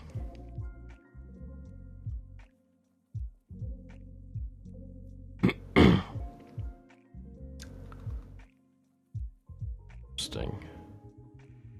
Investigation. A legal inquest started immediately after the first 5 bodies were found. Medical examination found no injuries that might have led to the deaths, and it was eventually concluded that they had all died of hypothermia. Slobodin had a small crack in his skull, but it was not thought to be a fatal wound. An examination of the 4 bodies, which were found in May, shifted the narrative as to what had occurred during the incident. 3 of the ski hikers has fatal injuries. Threbu Brignoles, I fucked that up, had major skull damage, and both Dubina and Zolotarov had major chest fractures. According to Dr. Boris V, the force required to cause such damage would have been extremely high, comparable to the force of a car crash. Notably, the bodies had no external wounds associated with the bone fractures, as if they had been subjected to a high level of pressure. All 4 bodies found at the bottom of the creek in a running stream of water had soft tissue damage to their head and face. For example, Ludmila Dubina was missing her tongue, eyes, and parts of her lip, as well as facial tissue and a fragment of skull bone, while Semyon Zolotoyov had his eyeballs missing, Alexander Kolovtov his eyebrows. V.A., the forensic expert performing autopsy, judged that these damages happened post-mortem due to the location of the bodies in stream. There was initially speculation of the indigenous Mensai people had attacked and murdered the group of encroaching upon their lands, but investigations indicated that the nature of the deaths did not support this theory. Only the hikers' footprint was visible. They showed no signs of hand-to-hand struggle. Although the temperature was very low, around -25 to -30 degrees Celsius, or -13 to -22 degrees Fahrenheit, with the storm blowing, the dead were only partially dressed. Some of them only had one shoe, while others had no shoes or only wore socks. Some were found wrapped in snips of ripped clothes, seemed to have been cut from those who were already dead. Journalists reporting on the available parts of the inquest files claims that it states 6 of the group members died of hypothermia, 3 of fatal injuries. There were no indications of other people nearby on KHOLAT apart from the 9 travelers. The tent had been ripped open from within. The victims had died 6 to 8 hours after their last meal. Traces from the camp show that all group members left the campsite on their own accord on foot. High levels of radiation were found on only one of the victims' clothing. To dispel the theory of the attack of the indigenous Mensai people, Bosrodini stated that the fatal injuries of the 3 bodies could not have been caused by another human being, because the 4th of the blows have been too strong and no soft tissue had been damaged. Released documents contain no information about the conditions of the skiers' internal organs.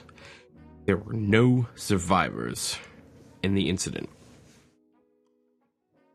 At the time, the verdict was that the group members had all died because of compelling natural force. The inquest officially ceased in May of 1959 as a result of the absence of guilty party. The files were sent to a secret archive.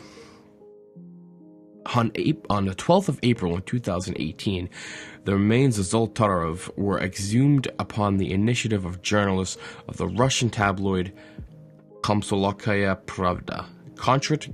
Contradictory results were obtained. One of the experts stated that the character of the injuries resembled a person knocked down by a car. The DNA analysis did not reveal any similarity of the DNA of living relatives. In addition, it turned out that the name Semyon is not on a list of buried at the cemetery, at the Ivanovsky Cemetery. Nevertheless, the reconstruction of the face from the exhumed skull agrees with the post-war photographs of Semyon, although journalists expressed a suspicion that another person was hiding under the name Semyon after the war. The region was closed to expeditions and hikers for 3 years after the incident, but is currently accessible. In 1997, it was revealed that the negatives from Yuri Krivonshch's camera were kept in a private archive of one of the investigators, Lev Ivanov. The film material was donated to his daughter to the Memorial Foundation. The diaries, remember, became public domain in 2009 in Russia. February of 2019, and CNN announced that the Russian authorities were reopening the investigation, although only 3 possible explanations were being considered. An avalanche, a snow slab avalanche, or hurricane. The possibility of crime has been completely discounted.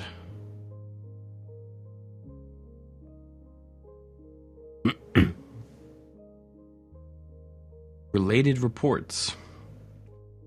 12-year-old Yuri Kunstvik, who later became the head of Yekaterinburg-based Yatlov Foundation, attended 5 of the hikers' funeral. He recalled that their skin had a deep brown tan.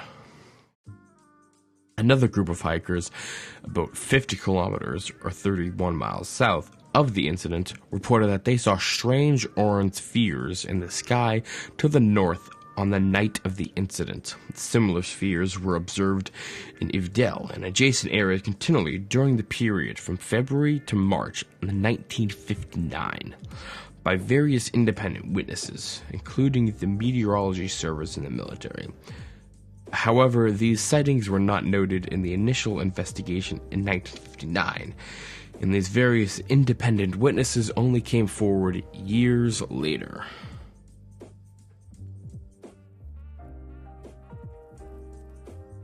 Huh.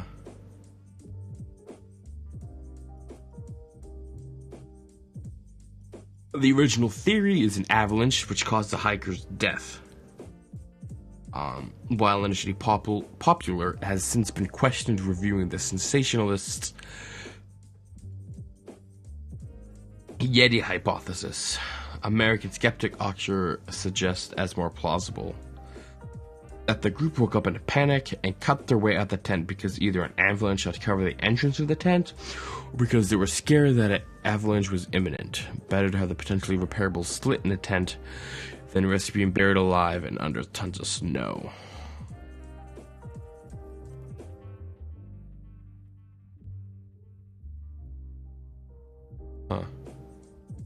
Location of the incident did not have any obvious signs of avalanche have taken place. Over 100 expeditions to the region were held since the incident, and none of them reported conditions that might create an avalanche. An analysis of the terrain, the slope, and the incline indicates that even if there could have been a very specific avalanche that circumvents the other criticisms, its trajectory would have bypassed the tent. It had collapsed laterally, but not horizontally.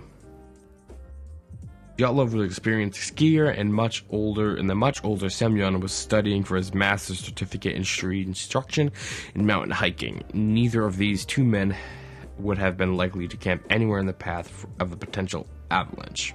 Makes sense. Footprint patterns leading away from the tent were inconsistent with someone, let alone Group 9, running in panic from either real or imagined danger. In fact, all footprints leading from the tent and towards the woods were consistent with individuals who were walking at a normal pace.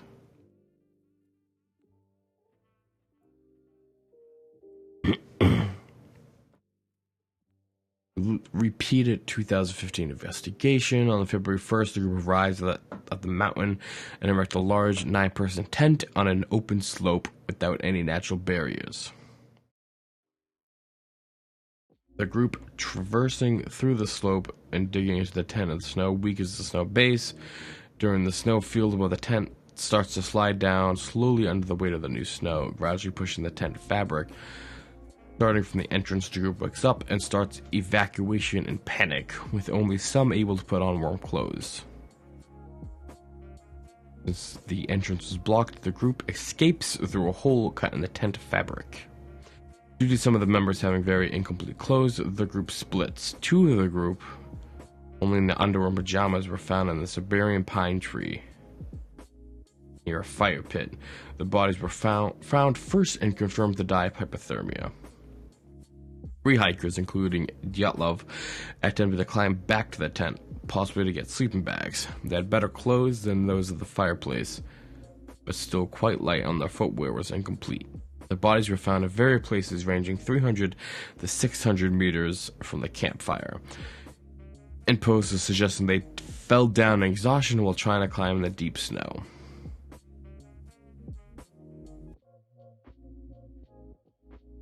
Huh.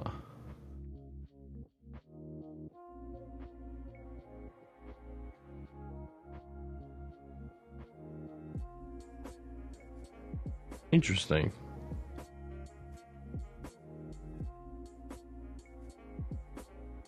So that is some brief history on the Dyatlov Pass incident.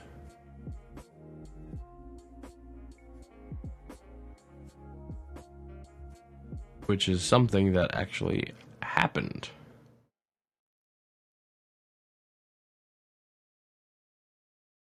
I find pretty neat. I think that's pretty cool.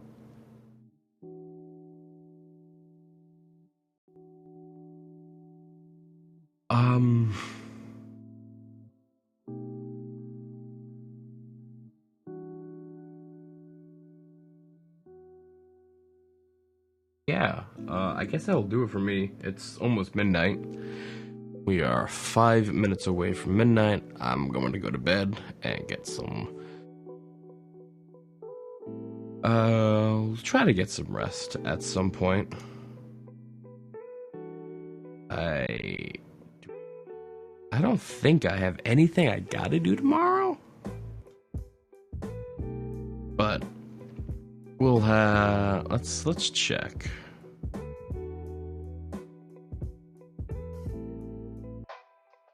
No, I don't have shit to do tomorrow.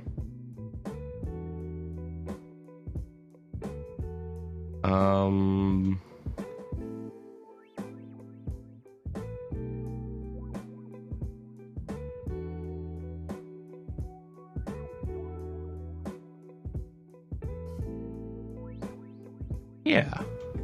So I think we'll probably stream again tomorrow night. Same time, probably a little early, hopefully a little bit earlier. We have Layers of Fear, Observer, Outlast, Outlast 2, Remothered, Tormented Fathers, Through the Woods, and Unforgiving, A Northern Hymn.